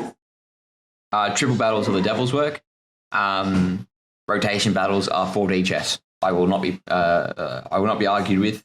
No, I can agree with that, and I really like the idea of 4D chess being in Pokemon. Yeah, because it was like, which way is he going to rotate? If he rotates this way, he's going to do this. But is he going to call out that I'm going to rotate to go against his rotation? Yeah, it's a weird 4D chess, and I reckon if they had like Pokemon VGC was triple battles now, it would like you'd either get like dumb shit players that just win because they're dumb shit, or you'd get like 200 IQ chess players. Yeah, definitely. No in between. But yeah, I thought it was fantastic. Unfortunately, there are still HMs in here, but it's a shame that those battle systems were locked to this generation as well. Yeah, I think in Heart Gold, not Heart Gold, Sun and Moon, there was a rotation battle, or maybe that was a triple battle. I don't remember those happening. I thought the 3DS would have exploded in trying to do those. Yeah, that's right. They had it was a very big fucking player. But yeah, Anyway, yep. So it's black and white S tier, black 2, white 2 A tier. Yeah, I want to talk about Black 2, White 2 a little bit. Like, I know we've been going on like Gen 5 as a whole, but I feel like we were mostly on Black and White 1. We were. I do think as a sequel, it grows a lot, does a lot right. I think reintroducing the old Pokemon was a good idea for the sequel. Introducing new areas of Unova to explore was good. Changing up the routes a little bit, doing a couple of new gyms, and all. You started a new town. Yeah, you start in a new town. You immediately run into Bianca and Sharon to see how they've grown in the last 1 or 2 years between the two games. 2 or 3 years, I believe. Yeah, it might have been 2 or 3 years. Been some time. Yeah. Yeah, you just see Unova grow in a way that you haven't seen other regions since Gen 2 did Kanto, and it's more realized than Kanto was in Gen 2 as well. Yeah, because the important thing to like Black 2, White 2 is a sequel. It's not a third version. Yeah. Just like Gold and Silver were sequels, Black 2, White 2 is a sequel. All of the gym leaders get their stories fleshed out even more than they were in the original game. Like, the gym leaders are a big part of Black and White's narrative. Like, they're helping you out with the Team Plasma issue every city, and some of them even interacting with each other, and that continues into Black and White 2. You see how they're all moving on with their lives. And all of the post-game stuff that they add to this game are fantastic elements. It's just something about the adventure of the first game I appreciate a lot more than Black and White 2. And what's the rival's name in this? Like Hugh or something? Yeah, And literally Hugh's a shit bag. Yeah, and he's just angry because they took his sister's like Purloin or something. Yeah. He's just wah. He harps on that a lot. Funny thing to note as well, and I'm not sure if like here is the place to do it, but this is a weird type of trivia. So Purloin in like when it was originally introduced to Gen 5 Pokemon was on all fours.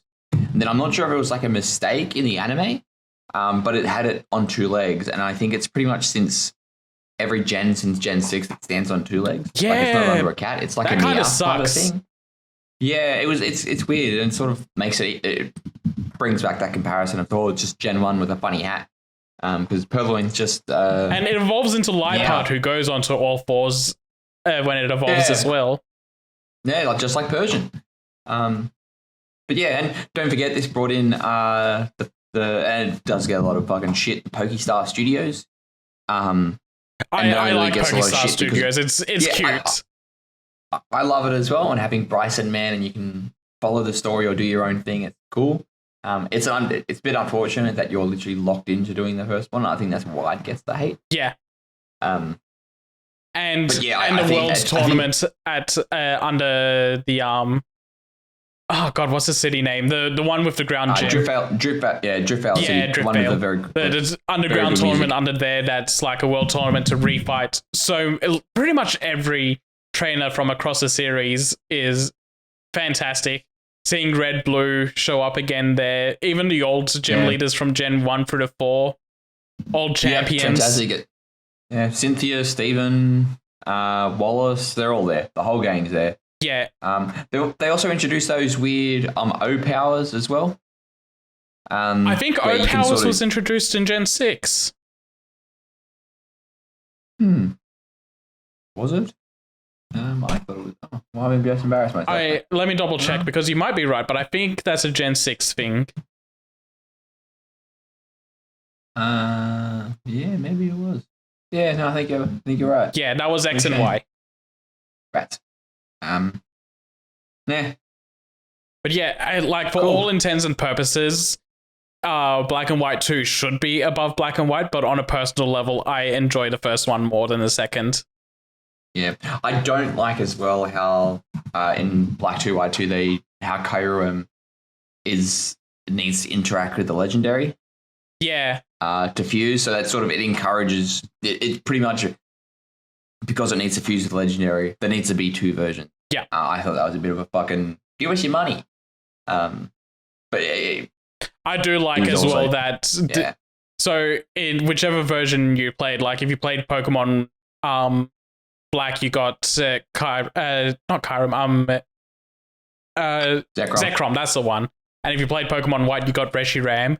And to just go into like the sequel thing, if you got Pokemon White 2, you get Zekrom there. And if you get Pokemon Black 2, you get Reshiram. So you got the opposite of what the first game was.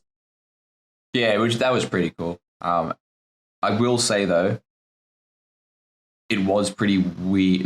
Maybe not weird's the right word, but it was cool how you had that feature. Like if you like you had a Black 2 and you could pair it with Black 1, and you could get like ends Pokemon. Yeah, you also get flashback like sequences of seeing bridges between the games and people actually mentioning your character by name.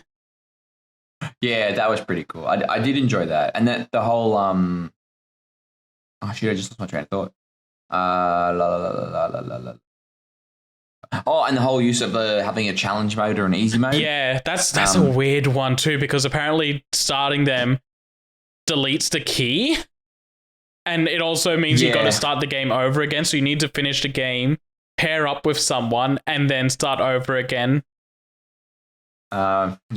You got to raise your game to like start the new mode. Like it's a new game plus mode, but you can't bring any of your new Pokemon, but your old Pokemon, whatever, across. Like I can see what they're trying to do, but it's not really necessary. And you only get one. Like in Black 2, you get the challenge mode, which essentially just gives the like a bunch of trainers, or pretty much like universally across all the trainers and leaders, a couple of bumps in level. Plus smarter AI, whereas in the easy mode, which is in White 2, just the opposite, makes them dumb and lowers the level by a couple too. Yeah. Yeah. It's an interesting thing, but a weird implementation of it. Yeah, they definitely could have. Maybe they just couldn't do it on the cart. Like the cart can only hold one sort of save data. Yeah. Black 2, White 2, A tier. Very good A tier though. Yeah. Top of the band. Honestly, I think that's the gatekeeper for A tier. Anything that needs to go into S tier needs to pass Black and White 2. Yeah, 100%. Like it catches the soul of essentially what made it good. All right.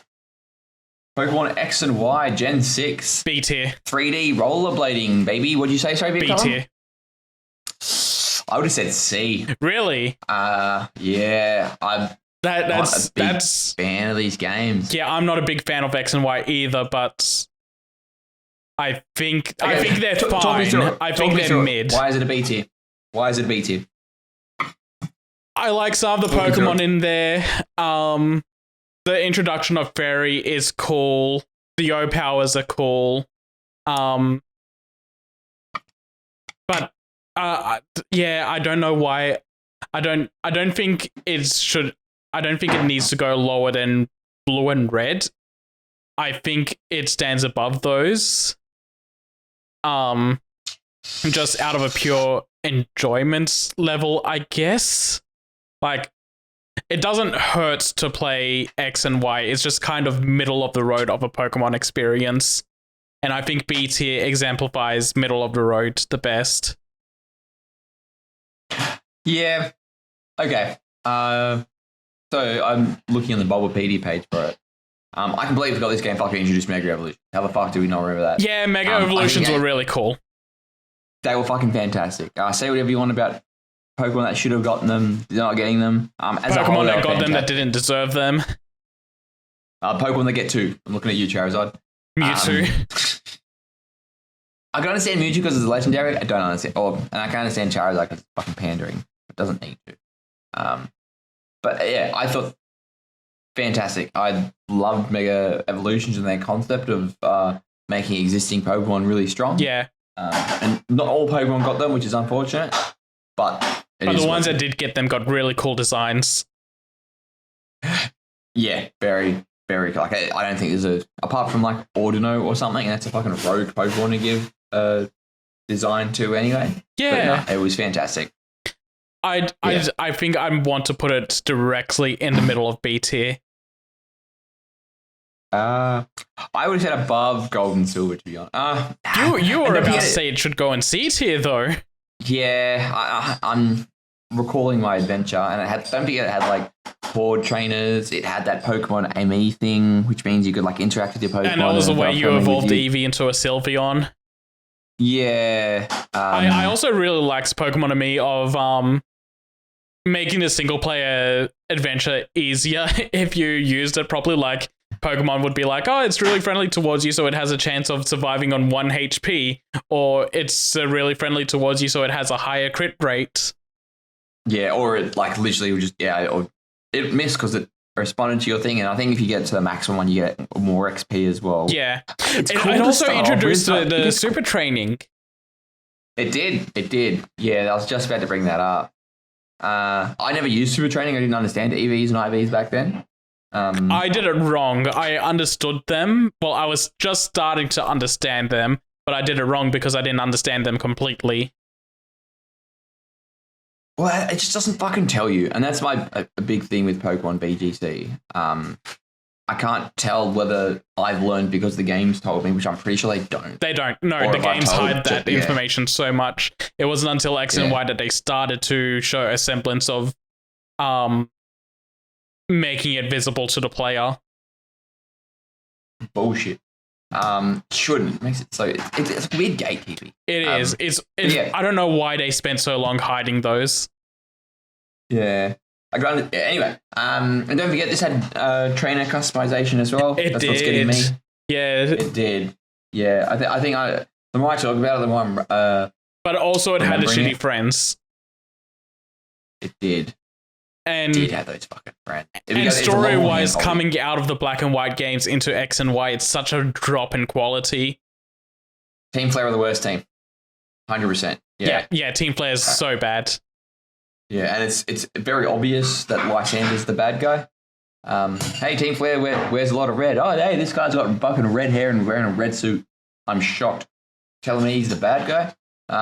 He cries about genocide right in front of people in a cafe, and it doesn't set off any red flags for anyone.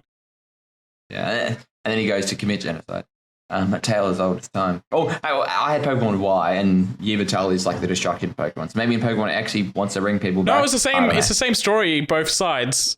So I also had Pokemon Y, so it makes a lot of sense that he'd go for the Yveltal route. Ugh. Don't forget it had roller skating as well. Roller skating was really cool. I hated it. I love the grind rails. It's stupid, but I love them. Yeah. And then they also brought in the legendary birds as roamings. I don't think they were roaming. I thought you found them in a cave. No, the legendary birds were roamings. Oh shit! Oh man. Zygarde was in a cave. Oh, is that what I'm thinking of? Yeah. Yeah. Was this the one you had to collect? No, the next one you had to collect all of his cells. Dumb. Yeah, Pokemon Sun and Moon, you do that. Yeah. Anyway, okay. That's it. Middle of B tier. It's not bad. It's not good. Yeah, it's right in the middle of being a mid Pokemon game. It's not the worst, but it's not doing anything to stand up above the rest. Some of the new Pokemon are cool though. I'll say that. Yeah, I really like Meowstic and Esper. I like the Honedge line. Fucking that's fucking fine. You got Chloritzer. That's fucking sick. Dragalge. It's just a shame that it only introduces about like 72. I think it's like the lowest. It's not even 72. Game. I think it's like 60 something. It's probably like 60 something. Then plus Mega Evolutions, it bumps up to 72. Yeah, it introduces fucking nothing. And some of them are not very good, like fucking Barbaracle. Oh no, you're right. It's 72. It is 72. Oh, cool. Yeah. Wonderful. I knew I was reading the Bulbapedia article. And was this where they got rid of HMs as well officially? No, that's Gen 7. That's Gen 7. Yeah, I think just the usage of HMs in here was borderline fucking zero. Yeah, they barely mattered. Yeah. It also has that fucking useless Furfrou Pokemon who only exists for you to spend money to change his styling. Yeah, dumb. A lot of fucking wasted potential. Yeah. So yeah, X and Y, middle of the road. Omega Ruby and Alpha Sapphire S tier. Yes. Probably even the top for me. I don't like how it's like next to Emerald. Well, you know what? Justify it to me. Justify why it believes it should go in top of S tier. This is hard because I haven't played Emerald, but I think this is... Oh, shit. Yeah, like, I haven't finished Emerald properly, so this is me going, well, here's the things I like about Omega Ruby and Alpha Sapphire, and it's just like, it takes a lot of the elements that worked from X and Y and puts it into an actually good Pokemon game. I really like. This was my introduction to Hoenn proper, and I really like Hoenn as a region. Diving it. Okay, we didn't talk about Gen 3, but I think diving is really cool. Like having underwater dungeons is really cool. They don't really do the underwater dungeons that much. It's sort of like an underwater area. Yeah. Like there is. Yeah, you do have to use to access or to start the Reggies. Yeah. And that puzzle is really cool. But the expanded storyline to include Mega Evolutions is pretty neat. Also expanding on Team Magma and Team Aqua a little bit is really cool. The redesigns. That Delta episode is fucking sick. Yeah, Delta episode is sick. I don't know why people hate it so much. I absolutely loved it. The redesigns for Maxie and Archie are really good. Yep, they've got that the Dex Nav, I think. Yes. Which I think is Dex Nav Dex Nav was introduced in Pokemon Black and White 2, which was another point of its favor, and they brought it back for Alpha Sapphire and Omega Ruby. But the way it's used here is a bit different to the way it's used as an item in Black 2 White 2, I believe. No, I believe you could put it down on the Sea Gear in Black and White 2. Really? Oh, shit. Completely forgotten. Played Black 2 White 2 or emulated it recently, but I didn't really play it on a DS.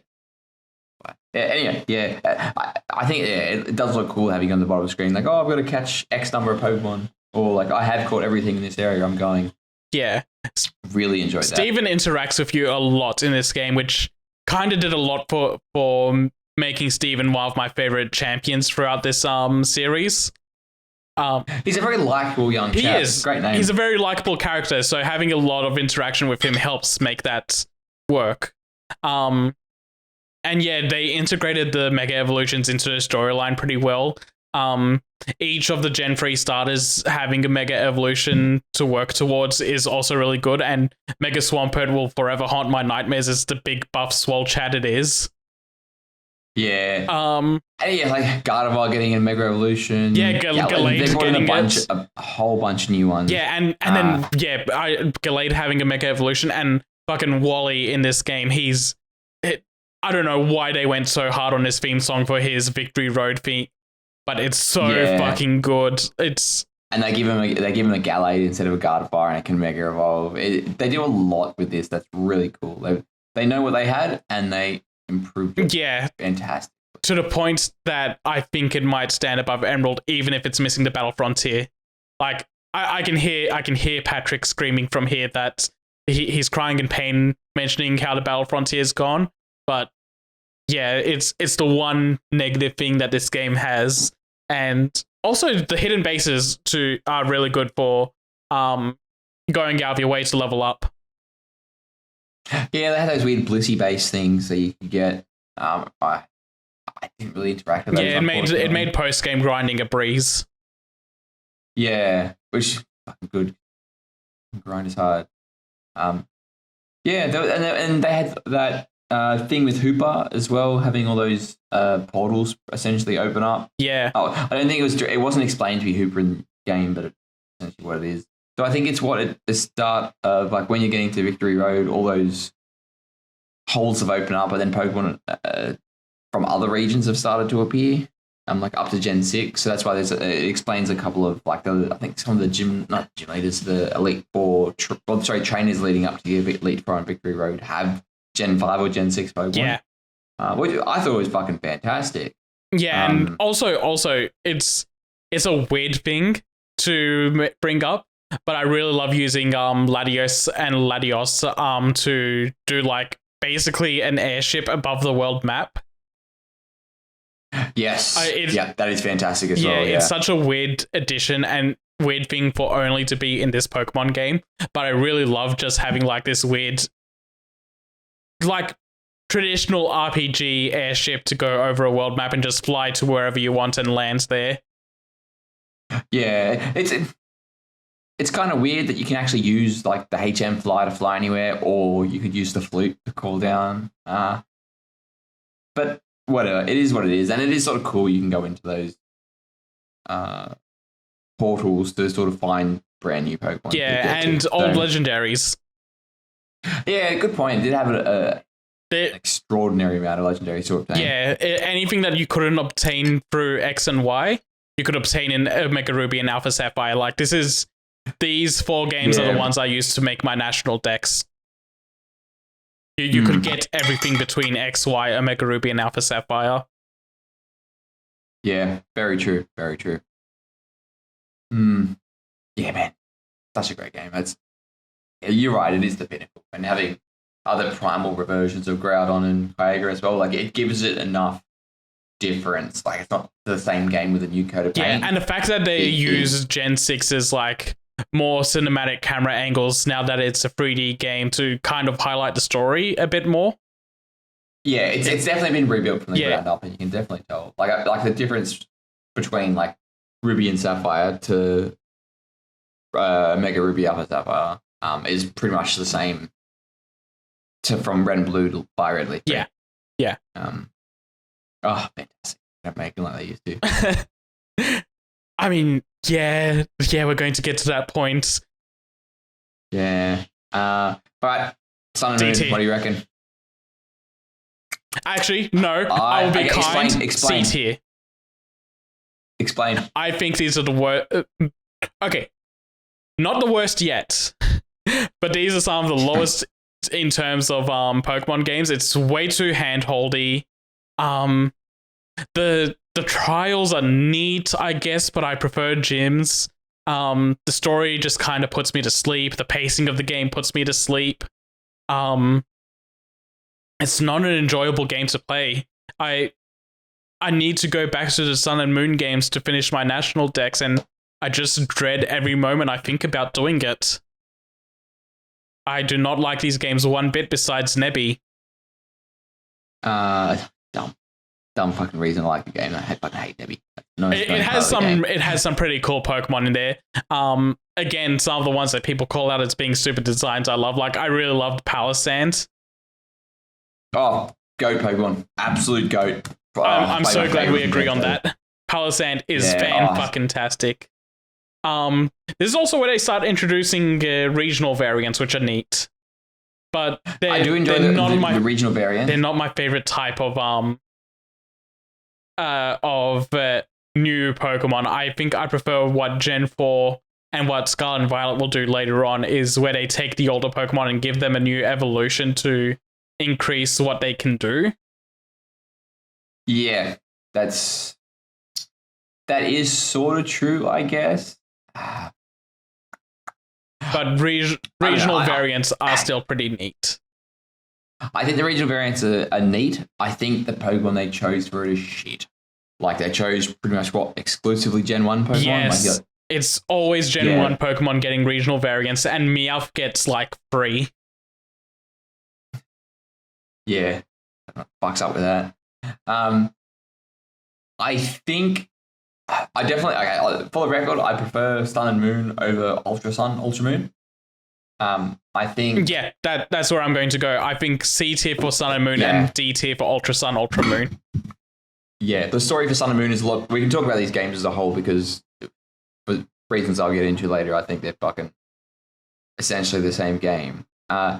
I sort of do the pivot from gyms to trials. You can sort of see what they're trying to do. They're trying to take things in a different direction. And I loved how when you got to the totem Pokemon, they could call in help. That was very cool. I really enjoyed that. It just felt like the trial as a whole. It was like, oh, just go here, do this. That's it. You're done. Yeah, a lot of them just feel like cutback dungeons. Yeah, essentially, they could have done something more like it. And as Pokemon as an all ages game, I can see what they're trying to do. They're trying to make it accessible, but they implemented it in a shit way. And Ultra Sun, Ultra Moon does nothing to fix this problem. But the introduction of the totems is fantastic.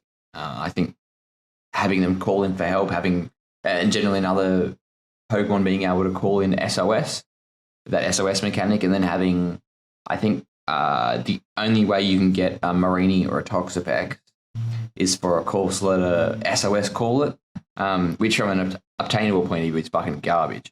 But from in the lore wise, it fits in because Marinis eat courseless, so that's pretty funny. But then at the same time, yeah, the customization is pretty cool. The story shit. I feel like the customization got worse because in this game because it was more island themed and it's island themed. It doesn't match. It doesn't match my style that I liked, and X and Y kind of like hit my style on the nail.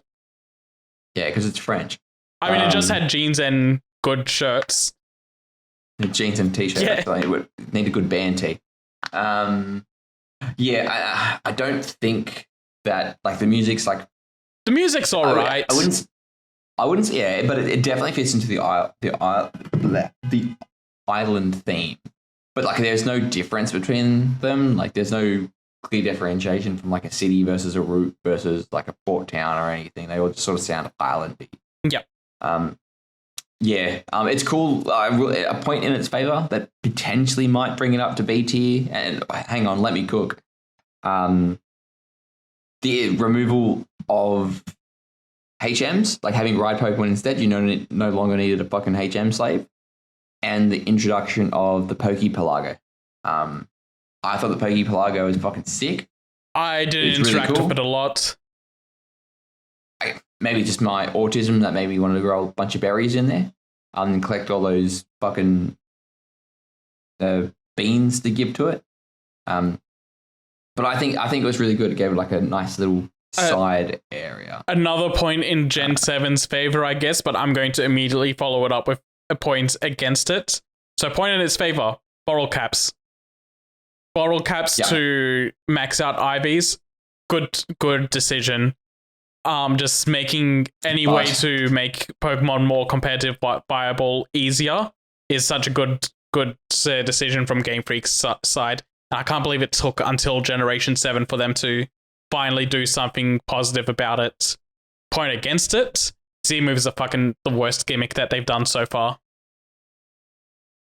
Yep, Z-Moves are shit. I thought you were going to say that I thought Z-Moves were okay. It's definitely sort of like, we needed a new mechanic for the sake of needing a new mechanic. Z-Moves should be the moves where they put a lot of flourish into the animations and effects, and they just don't for a lot of them. You're right, yeah. Just looks like the Pokemon just gains a bit of an aura and just does like a bigger attack. Yeah, some of them that are more Pokemon specific are neat. Like, so I had and give me a moment here because I always forget his name since this is when I started nicknaming Pokemon more consistently. I had a Primarina. I really like that Primarina Z-move is them just making a Spirit Bomb out of their voice. Yeah, that is pretty cool. Yeah, and I think Incineroars is like he enters a he like T-poses and spins. Like a wrestling ring. Yeah, he does too. Yeah, he does. Yeah. Oh, I know it's hilarious, but it just it's funny to describe it as he T-poses and spins. That's what he does. I thought no. He's doing a spinning lariat wrestling move, but it looks funny. But then you get other ones that are just more generic, and it's like, oh, hey, let's just pick up the Pokemon's controller and wiggle it around a little bit, or just make it in its default position and make it run into the enemy. Yeah, you can sort of see what they're trying to do, but they don't do it well, you're right. Yeah, so Pokemon Sun and Moon, I'd say worse than... I want to put it below Gen Red 4. and Blue. Yeah, I was going to say below Diamond Pearl. You wanted below Diamond and Pearl as well? I'm fine with that. But Diamond and Pearl, I didn't want to say definitively because I have no experience. But if you're agreeing with that, then yeah, let's put it at basically the bottom of C, not counting Coliseum and Stadium. Yeah. And then Ultra Sun, Ultra Moon, D tier. Yeah. It's the same fucking game. It's the same game, but worse. Released, they changed the story to be less impactful. There's a couple of quality of life changes, but I don't think they're worth like what we lost. It's sort of, they do introduce a bit of like portals to go and visit to collect some other legendary Pokemon. Yeah, I haven't done it, but I believe the Rainbow Rocket storyline is pretty good. But I don't think that makes up. That's okay. I don't think it makes up for how much it ruins the main story. No, it doesn't. It's bolt on at best, and it definitely feels like, oh yeah, remember these guys? You got to verse them now. Oh look, they've got the legendary from the last one. I don't think it's worth anything. It is cool. and you get to see red and blue. Yeah, And they and they're have the older battle and tree like as well. in an island themed costume. Yeah, and that was sort of cool. But then at the same time, It was too late to doesn't really pander build on that when it's in a bad game. yeah, and don't forget these games came out like a year, like straight after, like pretty much dead on 12 months, 365 days after Sun and Moon. And I distinctly remember to get keen for Ultra Sun, Ultra Moon, I replayed Sun and Moon in the week leading up to it. And then I got Ultra Sun, Ultra Moon, and I'm like, this is the fucking same game. Yeah, it's so much more the same game than any of the other revision versions have been. Yeah, like it did introduce Mantine Surf, don't forget. Mantine Surf. Was that really like, needed? No, it's cool the first time you do it, and like you can use it as a way to get. They call it beach points, but they're essentially battle points. But yeah, I don't think it's not very good. Yeah. D tier. Sorry, Ultra Sun, Ultra Moon. Yeah, all the best. Let's go Eevee. Let's go Pikachu. I kind of want to put this in C tier. I think below Red and Blue even. They have to go below Red and Blue. They're not better than the original games. I can see what they were trying to do. I'd argue this could even be D tier. Hang on, let me cook. Cook it down. No, we're cooking it up.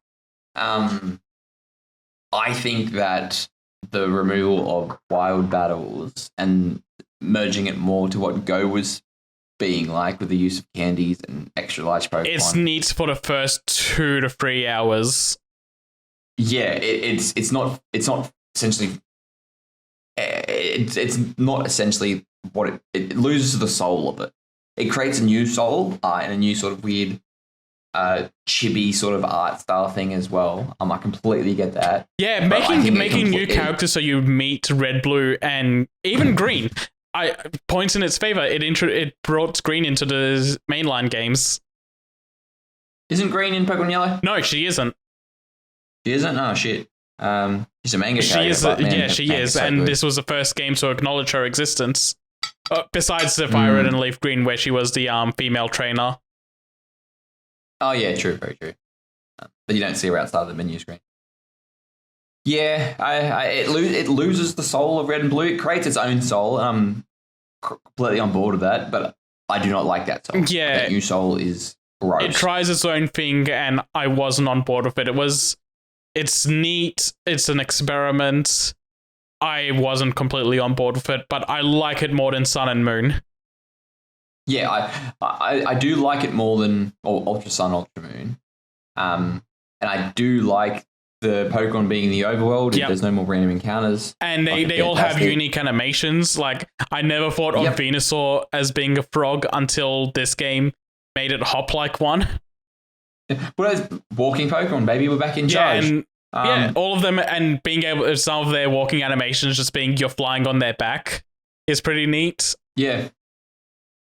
Yeah, or like you're riding on an Arcanine or a Rapidash or something. Yeah. You could see shiny Pokemon in the overworld if you actually got them, which I never did.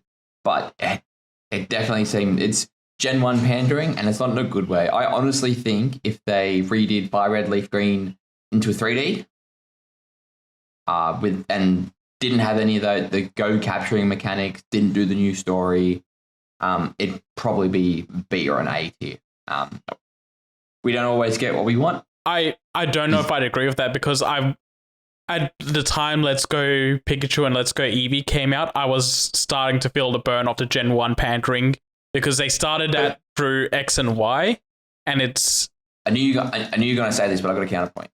So don't forget, this game came out pretty much 15 years after the original Gen 1. It's not Gen 1 pandering anymore. It is literally a remake of the Gen 1 game. I don't think that's right, but I'll double check that. So this, I just know where I was working at when it came out, because I went to the midnight release and I took it might have been the 20-year anniversary. Yeah, 2018. So 20-year anniversary of Red and Blue, but 15. Actually, when did no? So Fire Red and Leaf Green came out 10 years later. Maybe it's 25th anniversary. Red and Green came out 96, so it would have been the 22nd anniversary. Yeah, it's been fucking a while. And what Fire Red Leaf Green came out like because 05, I think X and Y started the Kanto nostalgia pandering because that was 15 years after. Yeah, then what 5 years after that you've got 22 years is a fucking long time. But my point still stands. I rather would Let's Go Eevee, Let's Go Pikachu have been remakes of either the Gen 1 games or the Fire Red Leaf. Yeah, I would have liked them a lot better. I just don't think. I think I would have put them maybe B or C tier because of just being burnt out of Kanto and Kanto Pokemon by that point. I guess we'll never know. I fucking hate the art style as well. I like the art style for the Pokemon. I don't like them for the people. Very true, very true. I do like some of the redesigns that they did. Lorelei, I think her name is. One of the Elite Four trainers. The Ice type gym leader. Yes. It's Lorelei. I really like her redesign for the Let's Go games, like just her general outfit design. And yeah, I think a bunch of trainers got good redesigns for Let's Go, but the art style doesn't do those designs justice. She sort of got a redesign. She looks yeah. Anyway, doesn't really matter. Probably I say C tier below Red and Blue. Where do you want it? Because D. Pardon? D. D? You think D? Yep. I fucking hate it. It's maybe because it's sort of like borderline to use a sex pun. It's edging. Like you always think it's going to be like more like Red and Blue, but it's not. Like I wanted in C to be above Sun and Moon. But another thing, it fucking ruins the balance of this game as well because whether you choose Eevee or whether you choose Pikachu, they can fucking sweep. Oh yeah, they're so broken. That do, and I fucking hated that. But I will concede it can go above Sun and Moon. Okay. But I'm happy with that. Yeah. All right. We should have noticed as well. Let's Go Pikachu, Let's Go Eevee, the introduction on the Switch. They are, yes. They are. They had a lot more potential moving to Switch and then fucking use it. Maybe that's another reason I'm still salty at this game. But Pokemon Sword and Shield wasn't too far behind it. Very true, like a year later. Anyway, Pokemon Sword and Shield. What do you reckon? B tier. Above X and Y, below Gold and Silver. Actually, that sounds right to me. Like I've been harsh to Sword and Shield, but I'm not gonna pretend it's worse than X and Y. Well, explain to me. Why do you think these are better than X and Y? Because I would have said these games are an A tier. But walk me through. Let the man cook. It's I generally like the starters up until Sobble's evolutions, like everything on the grass side, everything on the fire side, and Sobble. The rest of Sobble's evolutions are shit, but all of the stars are great. There's a lot of really cool Pokemon in here. I need to pull up the Pokédex again though. I had the Pokédex on the side and then I closed it down to look up some other things. I really do like the Pokemon they introduced in this gen, but it's a lot of those, like there's literally a split down the middle for me, and it's like it's either shit or it's not shit. Like Inteleon, the evolved form of Sobble, fucking garbage tier Pokemon. Yeah, it is. Corviknight's really cool. Orbital's really cool. Hatterene is really cool. I like Dreadnought. Applin is funny, and having two evolutions for that, where one's a flying apple and one's a baked apple pie. Toxtricity is one of my favorite Pokemon. Yeah, Toxtricity's fucking sick. Um, Then you got like Eldegoss, garbage Pokemon. yeah, It's just I'm not a big fan. There's definitely like it's either a really cool Pokemon or it's really shit Pokemon, and there's no real in between, which is a bit of a shame. but it's also one of the ones that added the fewest, which adds to that, I think.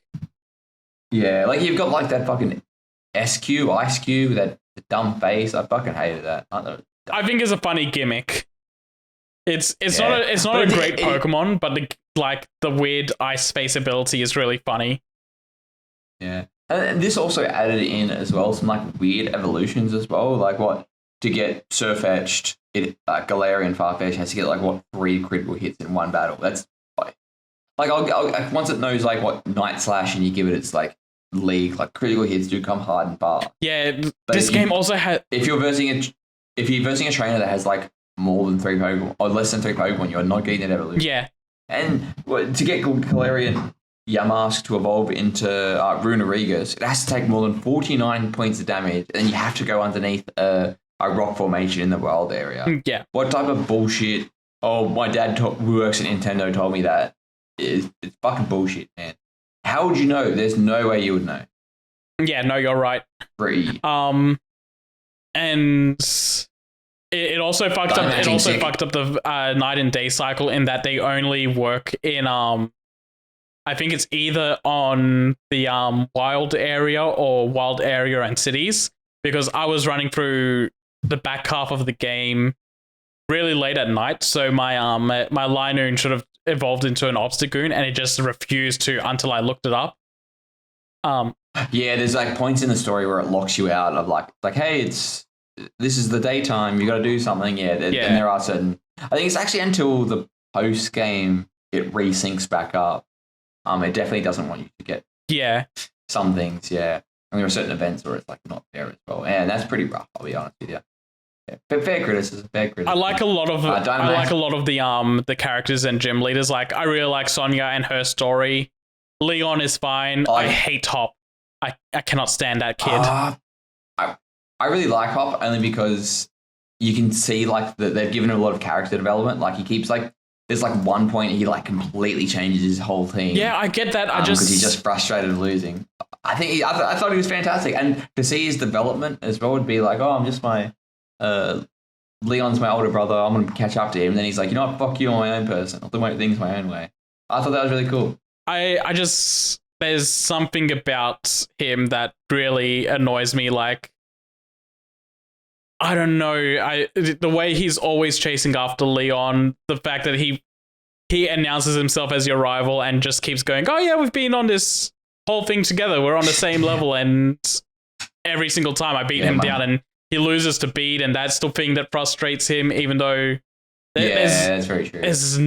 It takes other characters to motivate him rather than his rivalry with you.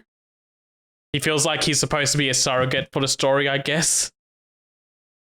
Yeah, I guess that's the point. And I think it's just sort of the way that they give you essentially 3 rivals. They give you Hop, they give you Bede, they give you Mark. Yeah, and none of them feel like they grow because of their interactions with you besides Marnie. Like, one of the reasons I really like the rivalry with Silver in the Gen 2 games is because everything that has to do with his character development involves battling you and growing as a trainer because of you. And, like, just kind of having to come to terms with himself that everything he's been doing has been going around the wrong way. And then you see that development come to fruition when his Golbat evolves into a Crobat for the final fight with him. And it's all because of his interactions with you. With Hop, it's his interactions with other people. With Bede, it's he's getting frustrated at you, but then he gets dragged to the side because of Rose and then because of Opal, and then he disappears from the storyline until the championship fight where he's like, no, I need to settle a score with you, and then if I lose, I'm going to retire. Yeah, very true. And I fucking hated that storyline as well. And you're right. Leon is a good, positive character, but I have a problem with Leon in that he's kind of the worst example of the story's happening, I'll go deal with it, you go do the gym challenge. Oh yeah, no, it's fucking atrocious how they do it. Yeah. How they actually do that. Like it doesn't it's like it, But it just sort of pretty much says, oh yeah, like you've got your own thing to do. Let me deal with the story. And it sort of like drops the story on you. It's like, oh yeah, it turns out Chairman Rose wants to. He can't wait a single day, even though we've got like 1,000. yeah, you know what? The more we're years, talking years, about not this, the days, more I want to years. put it lower and lower on the list. Yeah, you're right. But I think we're just sort of getting angry at the story here, whereas the gameplay mechanics and I The think wild we're area and the doing a dens are disservice neat ideas. The dens are fantastic ideas. Dynamax is a fucking fantastic. I don't like mechanic, and Dynamax. it's very good. Fuck you. It's worse Mega Evolution, and it only lasts for 3 turns. That's the idea. That's what it's supposed to do. You have to be strategic with using it. You can't, because essentially in X and Y, it was like, cool, Mega Evolution button, buy. There you go. Turn off the game. I've won. Yeah, maybe it's Whereas because the I've Dynamax, only you got done it in 3 single turns. player, but it just felt like Dynamax is always just once the gym leader gets to their last Pokemon, activate yours and go ham. The only time that Dynamax gave me trouble was when I was like, oh hey, I'll be a smartass. I'll bring out Dreadnought against Leon's Charizard because Rock type it'll be 4 times weak and I'll just one shot it, and then his Charizard one shot my Dreadnought with the Grass type move because it was faster. Yeah, okay. I'll give that one to you. Yeah. The Gmax Pokemon do look cool though. Gigantamax I did Pokemon also- are pretty cool looking, yeah. But again, it's just Yeah, I feel like it's worse but Mega the only way you Evolution. can and the only way you can get them is through the 5-star den, and there's only really like one den on your map at the time, and they don't breed that Gigantamax factor.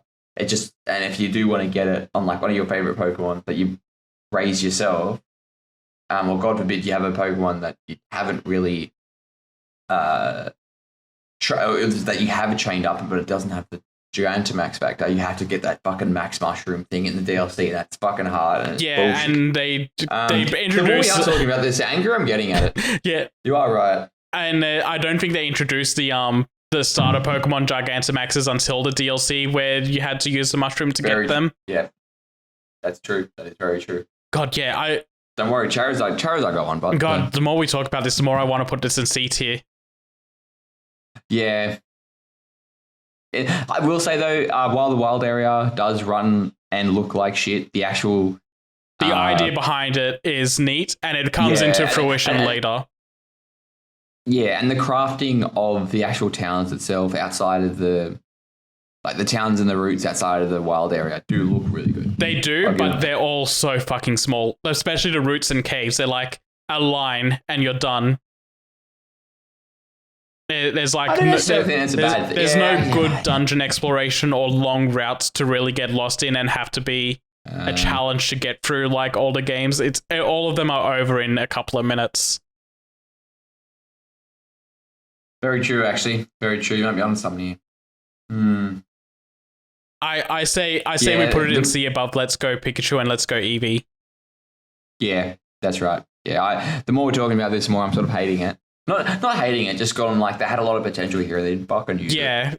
This is the and there's first real just little Pokemon game frustrations that on add the up. Switch, and it's going through a lot of growing pains because they're trying a lot of things. I feel like a lot of time went into trying to make the wild area work, and nothing. The rest of the game suffered.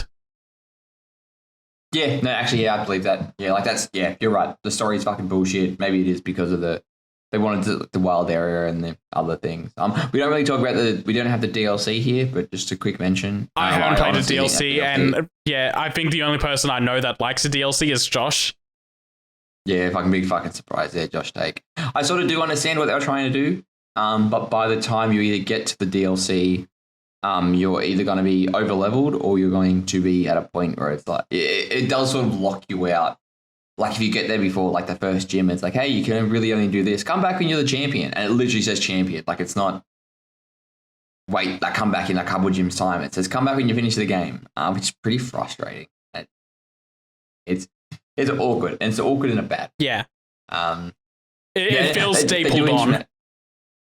Yeah, and they do introduce dens, the Dynamax den thing in the Crown Tundra, so you can get pretty much a lot of legendaries and stuff that you couldn't get previously. And they introduce a couple of cool legendaries, like the new Reggies are pretty neat. Yeah, Regidrago, Regieleki, fucking fantastic. Calyrex and riding the horse is dumb.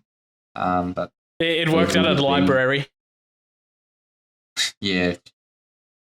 I like the Kubfu and Urshifu line as well. Yeah, they're very good, and they're have their signature attacks sort of designed to break up the BGC meta because I think they attack through Protect. Oh, okay. Or one of them attacks through Protect, and one of them does like 3 hits that are always critical hits. So it was just kind of designed to sort of impact the meta in a bit of a different way, which I really like. Yeah. Well, that's it then. Oh, actually, we got 3 more. Sorry, don't know why I said that's it then. That's it for Sword and Shield. Yeah. Brilliant Diamond Shining Pearl. This is all you. D fucking D tier. How I get the feeling that above or below.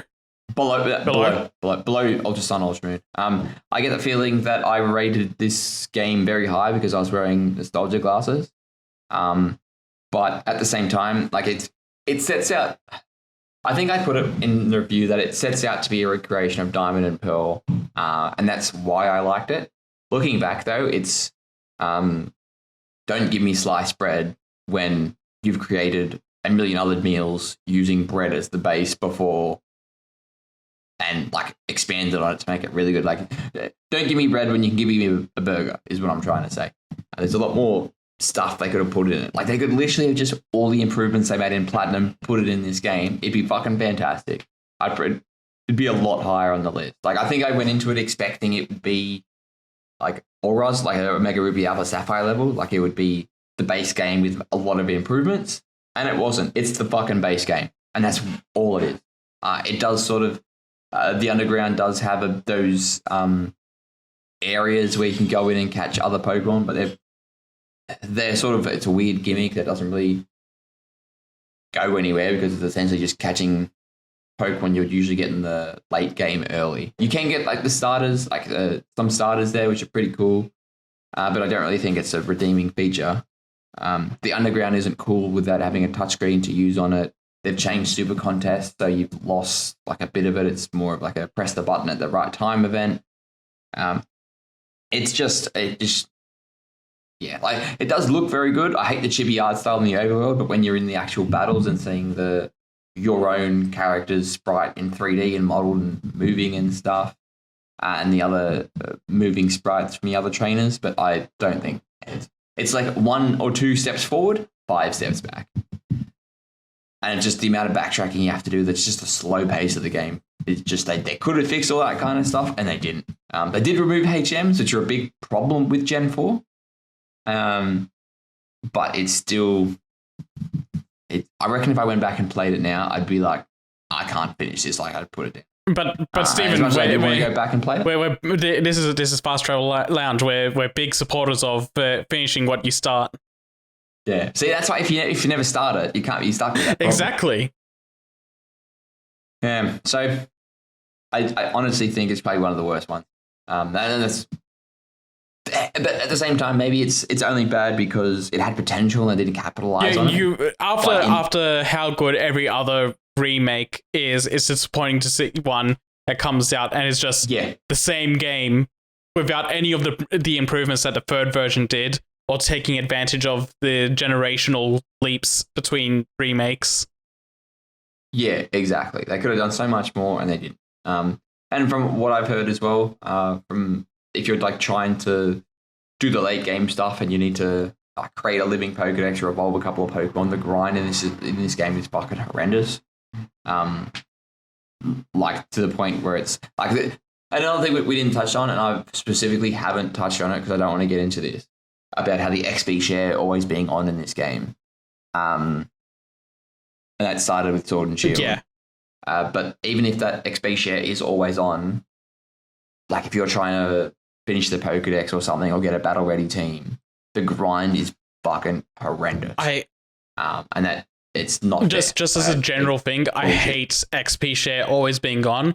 Let me turn it on and off by Pokemon, because I hate storing Pokemon into a box just so it doesn't get over leveled because I'm leveling up under leveled Pokemon. You run into a problem where you get things too over leveled or things are too under leveled, can't strike a good balance unless you're just putting things into a PC and adding an extra step when you could just let me turn it off at the menu. Yeah, so I've heard that personally I don't really like it because I like to have the Pokemon like let me get used to them and use them. But I like to try and keep them around similar levels. And then when you've got your starter that's always been with you and it's 5 levels above everything else, I start getting annoyed. And that's very much a me problem. But no, I'm the same, and I think it's just the way that we've grown up with Pokemon. Yeah. But the other argument I've heard against it is there is no other fucking RPG or JRPG to use the J slur. No other turn-based RPG would get away with not having entire party leveling up at the same time. Yeah. It is a weird Pokemon thing. It is like the vibes of being attached to your Pokemon. Fully appreciate that. But it's just another thing of Pokemon. Your party is always changing, though. Other RPGs, your entire party is with you throughout the entire adventure. So Pokemon's in this weird situation where the EXP share is a weird debate when other RPGs you'd never have this debate. Yeah, exactly. Yeah, that's probably a good point to say as well. But yeah, Brilliant Diamond, Shining Pearl, bottom tier. Yeah. Absolute garbage. All right, Legends Arceus. I wanted an S tier. I wanted at the top of S tier. All right, baby, that's where you're getting it. Oh, thank you. Thank you so much for letting me have this. I think it is a near perfect Pokemon game. Ooh, okay, well, let's see if we get to the next. Yeah, no, you do have a point. It is very good. Probably the battling is where it falls behind. I love the battling in this game. I appreciate it for being. I appreciate it more for being a single player Pokemon game. If the battle mechanics were for a multiplayer game, I wouldn't like it as much. But because this is purely a single player game, I like the change up in the battle mechanics. I like it being very similar to Final Fantasy X. Actually, that's I'm probably on that same train as well. It does sort of simplify it down, and I reckon I need to go back and play this game because the strong style versus agile style seems like very easy to achieve. Yeah, it is. But that's not the purpose of this game. I think it's, and maybe this is maybe Pokemon Stadium and Pokemon Coliseum and all that. Maybe we were a bit harsh on them because of the adventuring element not being present. But this game is about the adventure rather than the battling. Yeah. So the battling here does come second. It is about the adventure, and it is about capturing Pokemon. That is exactly what this game sets out to do. This is a Let's Go games done well, I feel. Because Let's Go was all about catching. This still lets you have an element of battling to lower down the Pokemon and gets that RPG grind. And it's not like catching is mandatory to level up the Pokemon. It's you can still battle. You can do other activities to get the EXP up. And you can capture without having to initiate a battle is another big thing. Yeah, it's fantastic. Yeah, you literally just get the ball, you throw it, there you go. Yeah. And if it wasn't good enough, then you go and enter the battle and weaken down the Pokemon and do the regular catching way, but not having to initiate the fights to catch lower end Pokemon like you have to in Let's Go is a huge improvement to the pacing. Yeah, 100%. Yeah. It sort of does fall down a bit in the graphical area, and there is how it takes away breeding, all that kind of stuff. But you're right, the capturing is fucking fantastic. It's just that the faster paced nature of the game. Yeah, that's really good. And I think that's sort of what has been before we got to it. It was the slow turn based slog. I mean, it wasn't like I'm comparing it to Dragon Quest XI, where you'd be into a battle and it's like within 2 seconds you're straight into pressing a button to attack. And that'd be it. Whereas Pokemon, you have to go in, the Pokemon has to do the dumb animation, you have to send your Pokemon out, you got to press the button. It's like, it's a bit more of a drama. Whereas this one, it's like, no, there's no splash screen, you're going straight. Yeah, there's no splash screen. It still shows the Pokemon do their dumb little thing, but it doesn't have an animation for your Pokemon coming out, so it's much quicker, and even then, it's a quicker zoom in and zoom out of the Pokemon that you're initiating the fight with. Yeah, exactly. And there is a bit more danger to your character as well because you've got the alphas and Pokemon just generally attacking you. I think that's really funny and fun to mess around with. It is, yeah. You're right. So yeah. I also I think making this more of a single player RPG and having your hub town with side quests and doing things for people and expanding the story of the village is really good. Side quests in general, I thought were really neat in this game. Besides the Spiritomb, get all the collectibles, but those are just those type of quests in open world games always fucking suck. Very true. Yeah, they didn't really need that. I don't think I agree with that hub room area type of thing, and the missions do sort of drag on for a bit. That probably it's a minus in my point of view. Like some of the missions are really good, like that one where you're giving that guy the worm pool and it evolves into a Cascoon and then a Dustox. That's very fun. No, I love that one. But then other ones are just Eugene, like fetch quests. I think is a name I picked for that. Yeah, I think it's his name. It's when you get little interactions like that they're worth it. And then there's other ones that are just like, oh hey, I need something to hold down this lid, and then you give them a Geodude floating above the lid. Yeah, very funny. That guy that needs the big weasel, and then just to sort of teach you the mechanic of like some Pokemon being or the kid that's going out at night to play with a Drifloon. Oh yeah, see ya. But yeah, let's leave it there. Yeah, I talk about this forever. I do need to replay it. I don't make needs a strong word, but I do want. I need to replay it on proper hardware so I can do Pokemon transferring. Oh, that's right. You fucking bought it and emulated it. Fuck, you're a gremlin. Dumbest thing. Every fucking time. It looks nicer. You know what? That's probably why you and me disagree about the art style and graphics of the game, because I played it emulated, so it actually looks decent. No, I think it is the art style. Like this one's a lot more like watercolor. Yeah, I just kind of appreciate that art style. I think it looks really neat. Subjective choice, right? All right, here we go. The last one, the one that might potentially have a couple words. Slur said we've been quite respectful this whole argument. This is probably where it all falls apart. Scarlet Violet. S tier. I think below Arceus. Best game. Fuck you. This is fuck you. Above Arceus. Fuck you. Okay. You. Fuck you. No. You're dumb It's I'm going to concede. It's going to go above Arceus. I just want to talk about why I think Arceus is better. There's nothing to talk about here. It's the GOAT. It is kind of the GOAT. Like, I can't believe it's this good of a game. It's this good of a game. It's at the very top of our Pokemon list. This game's running on fucking being held together by the prayers of everyone at Game Freak. Paper clips and sticky tape, my friend. Bubblegum even. Yeah. I will admit though, in the last because as a big announcement I was going to make next week, but I'll make it the announcement now. Is I'm going to start going. I'm paid money, $35 fucking dollars, to go do the VGC in Homebush in Sydney. So I have been interacting a lot with this game, frequently building teams and stuff. And the performance is a shitload better. Oh, is it? It's gotten better. Yeah. Is it because they've removed 20% of the Pokemon spawns? It's probably that. And there's fucking too many Pokemon spawns anyway. I didn't realize it was a problem until you actually... there's still a shit ton of fucking Pokemon spawns. Yeah, no, there were a lot of times I was running on Koraidon and then the Pokemon would just spawn on my feet.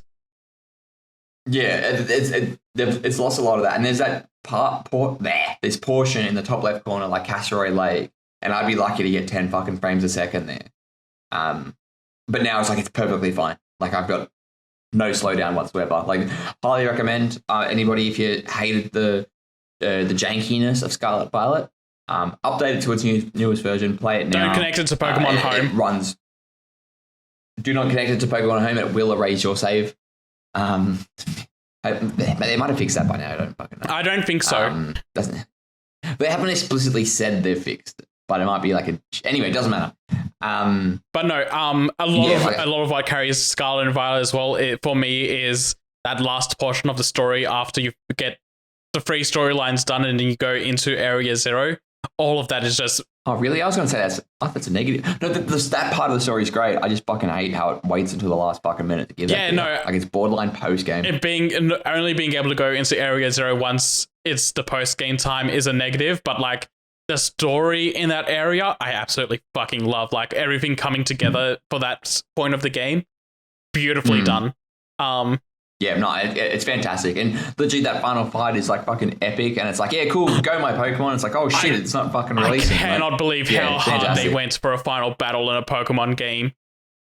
Yeah, fucking fantastic. Yeah. And it's like, and the text boxes go all fuck. I love when a game has text boxes and there's a boss that like, and the text box goes all fucking wanky. Yeah. Oh, I fucking love it. And yeah, that's the point of go my Pokemon and it's locked out because only the professor's Pokeballs work. And then you go, oh, right. The Koraidon isn't mine, it's the professor's. They specifically said at the very start of the game, this is her Pokeball or his Pokeball. Yeah, and that whole part is fucking fantastic. It is. Yeah, and how like the professor's like standing at the top of that, like 4 stories up, and just fucking drops the Master Balls. Oh, fantastic. The Pokemon designs, the Paradox Pokemon specifically, while we're in that sort of Area Zero part, I can give or take. Yeah. It definitely seems like they were trying something, but I feel like they cooked. I feel like they were cooking a lot more with Scarlet than they were with Violet. But there are some real big winners in Violet, like the Gardevoir and Gallade fusion. That's it. That's the only big winner. Yeah. No, I kind of like the Delibird one. Definitely... Delibird does not need a fucking regional. Roaring, but yeah, no, Scarlet was cooking a lot more on all of these, like Walking Wake, Roaring Moon. Walking Wake's a new one, you dumb shit. You can't. That's a Shadow Drop one. Slitherwing and Fluttermane. Cool compared to Iron Leaf. Yeah. I do hate how the Paradox ones for Violet are all have iron in their names. That's like Iron Hands, Iron Bundle. Yeah, and they're not even like still. I can sort of see like they've gone with the futuristic theme, but there definitely was. I've seen some like couple of fan art, as I always do. They definitely could have gone with an alien theme or like an evolution theme as opposed to a robot theme. Yeah. Like it could have looked extraterrestrial, but like all the ones in going an evolution theme would have been really cool because they're all robots now is it's lazy. It's lazy. It's also kind of dark for Pokemon if you think about it. Like down the line, there's no more natural Pokemon. They're all these mechanical creatures. Oh shit! Yeah, it really makes you think, huh? But no, going like, here's what something 1,000 years in the future would look through its evolutionary chain would have been really cool. Like, because all of these ones are like, these are ancient versions of Pokemon and how they used to look before they became what they are now. This could have been like a really cool way to go, and here's what they can look like in the future. Yeah, and having like Sandy Shocks, which is a Magneton instead of a Magnezone, having a Mischievous instead of a Mismagius. Like they've done like a Screamtail for a Jigglypuff instead of a Wigglytuff. Like it's Primeval, so they haven't evolved yet. I thought that was funny. It's very cleverly done. Some of the new Pokemon I can give or take. We didn't really talk about an Arceus, but I think the new Pokemon designs in Arceus are shit. I like some of them, but some of them are also very bad. Yeah, they're all shit. Whereas Scarlet and Violet, there are a couple ones that are pretty good. I think there's a lot of really good ones in this, but there's a few stinkers. Like I do not give a single shit about Kilowatt Rule. Yeah, they definitely sort of fell down on that. This also has a mix of regional Pokemon, but also new evolutions. So they do both the regional variants and what Gen 4 did of giving older Pokemon new forms, new evolutions to go down. And I think these new ones are really good. Like I love Annihilate and King Gambit. Those are really cool. I'm not a fan of the Dunsparce. I fucking love the Dunsparce. I think it's so funny. It's just longer Dunsparce. Yeah. I do sort of enjoy like the introduction of like Titan Pokemon as well. Yeah, Titan Pokemon are neat. Yeah, I do fucking hate Dodon. Like I like the mechanic of Dodonzo and Tatsugiri. How it's literally a sushi Pokemon and a Pokemon that eats a sushi Pokemon. And it sort of is a weird.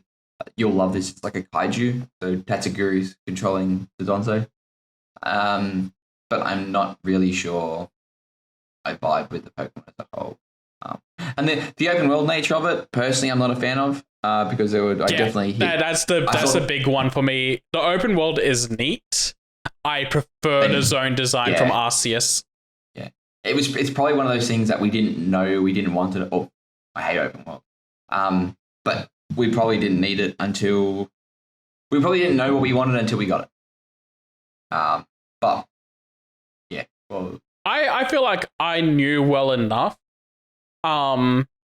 Because Arceus kind of hits that point of the world design that I like. I don't like open world games, but I still like world trotting adventures. So having a game that's more designed to. So the thing with Arceus that is an issue is that you keep returning to the home base to go to these 4 zones. What I like is a more segmented design of like we could have Arceus big zones and then connect them next to each other to go to the next zone over sort of thing. Yeah, or even just have like a when you have hey, this is the next thing you have to do. Like you can't go to gym leader 6 before doing gym leader 5 or something. I think that's more of what I want. Making it more structured, but keep this open world design. Yeah. I think that's what I want. But I don't know. Maybe it's like when we get Gen 10 next year, the end of next year, maybe I'll do something with it or something. Get a remake of Scarlet Violet. I do like how they are shadow dropping Pokemon. As much as I hate the fucking dens, I do like how they like a shadow dropping, like they did Walking Wake and Iron Leaves. They're doing old starter Pokemon like Charizard. I think the Decidueye event is happening now. Yep, it's happening right now. I called it on Friday. The hardest part about those events are doing them multiplayer on multiplayer because there are people with negative IQ playing that. Like, I tell you it's a flying type. I'm going to bring in an electric type, and it literally just uses Brave Bird, and that's it. All right, mad. You cannot trust randoms in multiplayer games. Literally cannot. I also those dens are fucking buggy as all shit. The amount of times that I'm not sure if it's intentional, but there are some times where the Decidueye is like getting stuck at a certain health, and there are like, just in case those people don't know, there are certain points when the Pokemon's at its health bar is that when it's supposed to do a certain move, so it'll do its move, and then you do your move, and you've knocked it down to, let's say, 75% HP, then it does its move. And there's been a couple of times against Decidueye where it's done a move, I've knocked it down a little bit of health, but there's been a lag. So I've knocked it down to 75%. It's done the move, but it hasn't updated on everybody else's side. So when somebody else knocks it down to 75%, it does like another move. So you can be getting hit by like 3 or 4 moves in a row. And I cannot tell if that's intentional. And from what I can see around it, not. Because there's no way you're going to take like 3 or 4 Brave Birds in a row. Like, because I don't think the Charizard had that problem. No, it didn't. Like, I can sort of appreciate like using Bulk Up or another move. Like I think it was using Dragon Pulse when it hit 50% or something. But it's just bullshit hard. Like, doesn't make sense. Yeah. And I still doesn't really explain to you how it works. Like I sort of have figured out it's like the 4 trainers use a move and then it uses a move, but it uses different moves depending on who it's. You're basically fighting it 1-on-1, but it's a shared HP pool between the 4 players. And once it gets to certain percentage-wise, it's going to do a move that affects everyone. Yeah, pretty much. It's a weird system. But I feel like they did this to speed up your player input compared to what it was in Sword and Shield, where you have to wait for everyone to take their turn and go in like an order. Yeah, this speeds up the process, but it also introduces more issues of like, well, you can just die faster and ruin it for everyone else, and that's exactly what happens with the randoms you meet online. They just die faster. And it's also rough as well because it's on a timer. Like, it's not by a certain amount of moves. It's like got like 5 or 10 minutes or something. And if you every time you die, you lose like 5 seconds, which is it would be 5 seconds the first time, 10 seconds, and 15, and so on and so forth. But it's just fucking. Yeah, I hate it's honestly one of the worst parts of the game. I do like it as a way you can get like hidden abilities. Yeah. Hidden ability Pokemon. Or just getting items well. and patches to make your Pokemon that you use more competitively viable. Yeah. I think I'm just frustrated with how it works mechanically with all the lag. Like they could have definitely done it a better way. Like honestly, the dens from Gen 8, the Dynamax dens, much better. Like even if you do have gremlins, you sort of can work it out and overcome it by yourself. Yeah, that's fair. I And it was never a lot more interacted easy with to the see, dens yeah. in multiplayer, but I've interacted with the terrestrialized dens. Yeah. And terrestrialization, as a weird mechanic as it is, it does sort of bring in a lot more variability. And as someone who's It very does. into the VGC, the meta's sort of solidified and all that, but every now and then I'll be like, oh man, this Pokemon did a different Terra type than what I thought it was. I don't know what to do anymore. Yeah, which it's is- a really good way to yeah. throw the wrench into the system. Yeah. But unfortunately, the 1 step forward, 2 steps back, for tournaments and stuff, they use open team sheets now. So you have the entire... So you can see what your opponent's going to have on their team. Yeah, so you can see their Terra types and all that kind of stuff. That which is like, sucks. it does, yeah. But it also you can't change your team on the fly. You have to go in with what you register with, right? Yeah, you have to register your team. So like you 24 hours it's before. just kind of calculating in your head what you want to deal with, what problem. Yeah, it If becomes you like, even yeah. have a Pokemon that can deal with certain problems. Yeah, like I have heard certain discussion, or I've read certain discussion online about people saying, it literally just becomes like a weird guessing game of when they'll terrestrialize, and everyone's like, no, you'll psych out your opponent. Some people are like, nah, fuck it, I'm still going to terrestrialize first turn. Yeah. All the best. Like, you know what I'm going to do, try to stop me type of thing. Yeah. And it just seems It's like another it's layer. It's that 4D chess mentality coming back. Yeah, exactly. And when I was playing a bit of VGC at the start of the year, I was predicting them to do mega smart plays, and when they wouldn't, they'd like just brute force me because I'd essentially made a wrong prediction, which is me trying to do the 1,000 IQ play is And me doing the 0 they're IQ eating play. your bishop. Yeah, like it becomes like that. Just kicked over the pieces and shat on the chessboard. I'm like, I should have guessed that. And if I did guess that, like the situation was never as bad. No matter You would which have had the rank I toilet was paper in. ready. Yeah, like no matter which, like whether it was I was in like the Pokeball rank or Master Ball rank, literally there was always think they were going to do the dumb play, and I would have like 9 times out of 10 I would have been safe. I'm not sure if that's me having a whinge about the terrestrialization mechanic, or if that's the purpose of what it's supposed to be doing. Whatever, it is what it is. Where. Okay, Stephen. I don't think we've solidified this list yet. No, we have. No, 100%. No. 100%. No, here's the one thing I want to say. I know we've been on this for a little while, but I think our S tier is too crowded. I don't like the idea of there being more S tier games than there are A tier games. It's fine. There are good Pokemon games out there. Yeah, you're right. But I want to propose the idea of kicking one game down from S to A. And hear me out. I think it should be Heart Gold and Soul Silver. As much as I want to argue with you, it has to be Heart Gold, Soul Silver. Yeah. I would have also taken Emerald as well. But I'm happy to bump Heart Gold, Soul Silver because it does have a lot of problems with Gen 2. And like you're looking at the discussion with what I did with Diamond and Pearl, it didn't fix those. So yeah, drop it down. Yeah. No, now we've got more A games and B games. No, it's. Fuck, is this I a feel like pyramid? It doesn't have to be a pyramid. no, it doesn't need to be, but I think S needs to be a little more special and keeping it as like a top.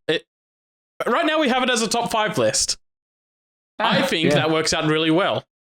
It does. It does. How many games are in here? 5, 6, 11, 14, 19, 24, 25 games. Fuck, there's a lot of games.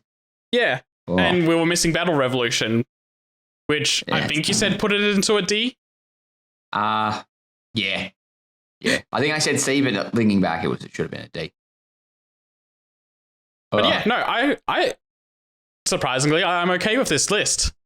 Yeah, I thought you'd have a lot more hot takes than what I thought you would. No, it's just turned into like a really good discussion about the Pokemon series.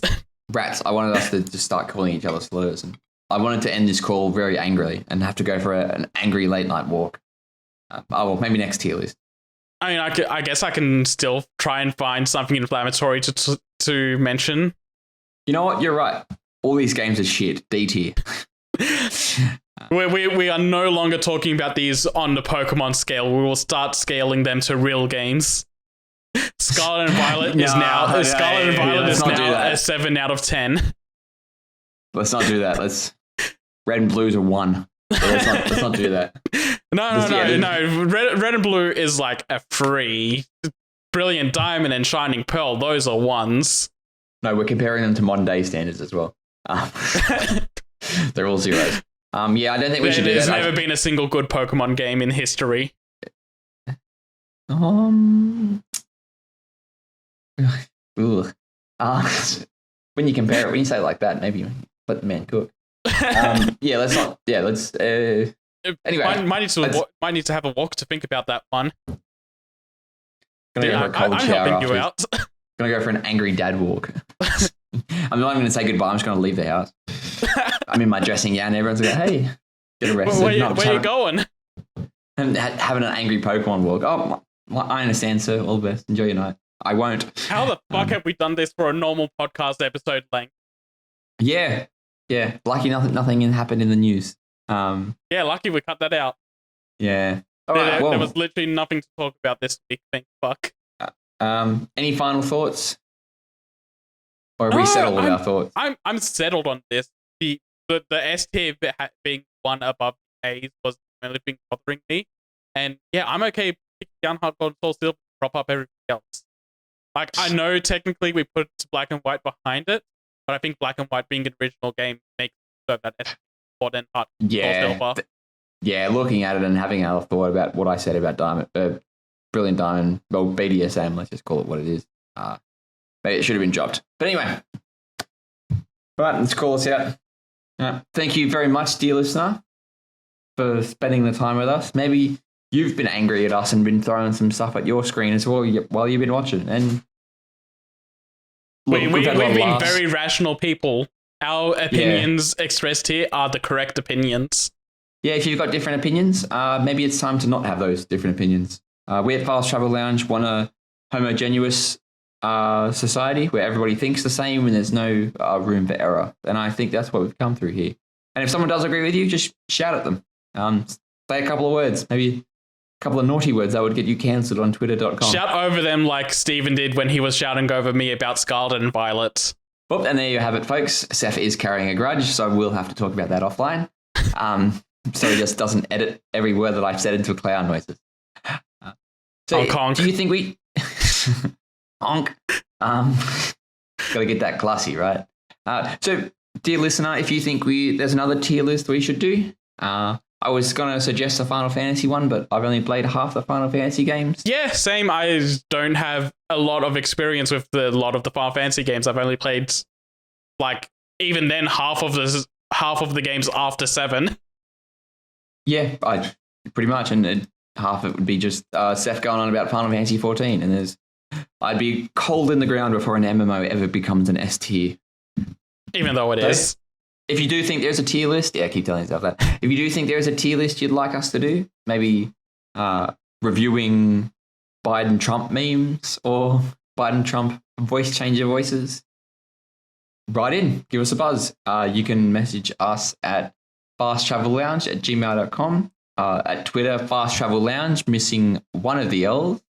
Elon is holding onto that very hard. He just will not let it go. He's Eon without it, so he has to have it. So that's pretty much it. Thank you very much for listening. What's coming up next week for you, Seth? Have we been inspired you to play some more Pokemon games? You know what? You're right. I'm going to go and play his Pokemon Legends Arceus right now. Ooh, good choice. On a proper Switch hardware or emulation? Oh, proper Switch hardware. I need to start getting Pokemon ready to go to Pokemon Home. Legends Arceus can already go to Pokemon Home, my friend. And because you didn't transfer it when it was first announced, you can no longer get the starter Pokemon with hidden abilities. Should have thought of that before you waited. But anyway, for me, myself, I'll be building a team to go to upcoming BGC regionals. When being is that, held by the in- way? How much time do I have to prepare? You got 2 weeks, my friend. Okay, I will not be prepared. Yeah, neither will I. I went away for the weekend and literally I've just been thinking about teams and what I'm going to do.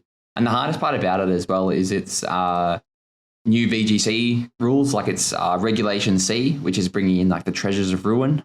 And because it'll literally be like that drops like April 1st and the tournament's held on April 1st or April 2nd or something. So it'll literally be, which one do you want? Someone might bring in a Ninetales just to mess with the meta a little. Or a Pachirisu just so I could use Nuzzle. Yeah. But, dear listener, thank you very much for sticking with us. Have a good night. Happy birthday, Jack Garland. I can't wait for your game to come to Steam.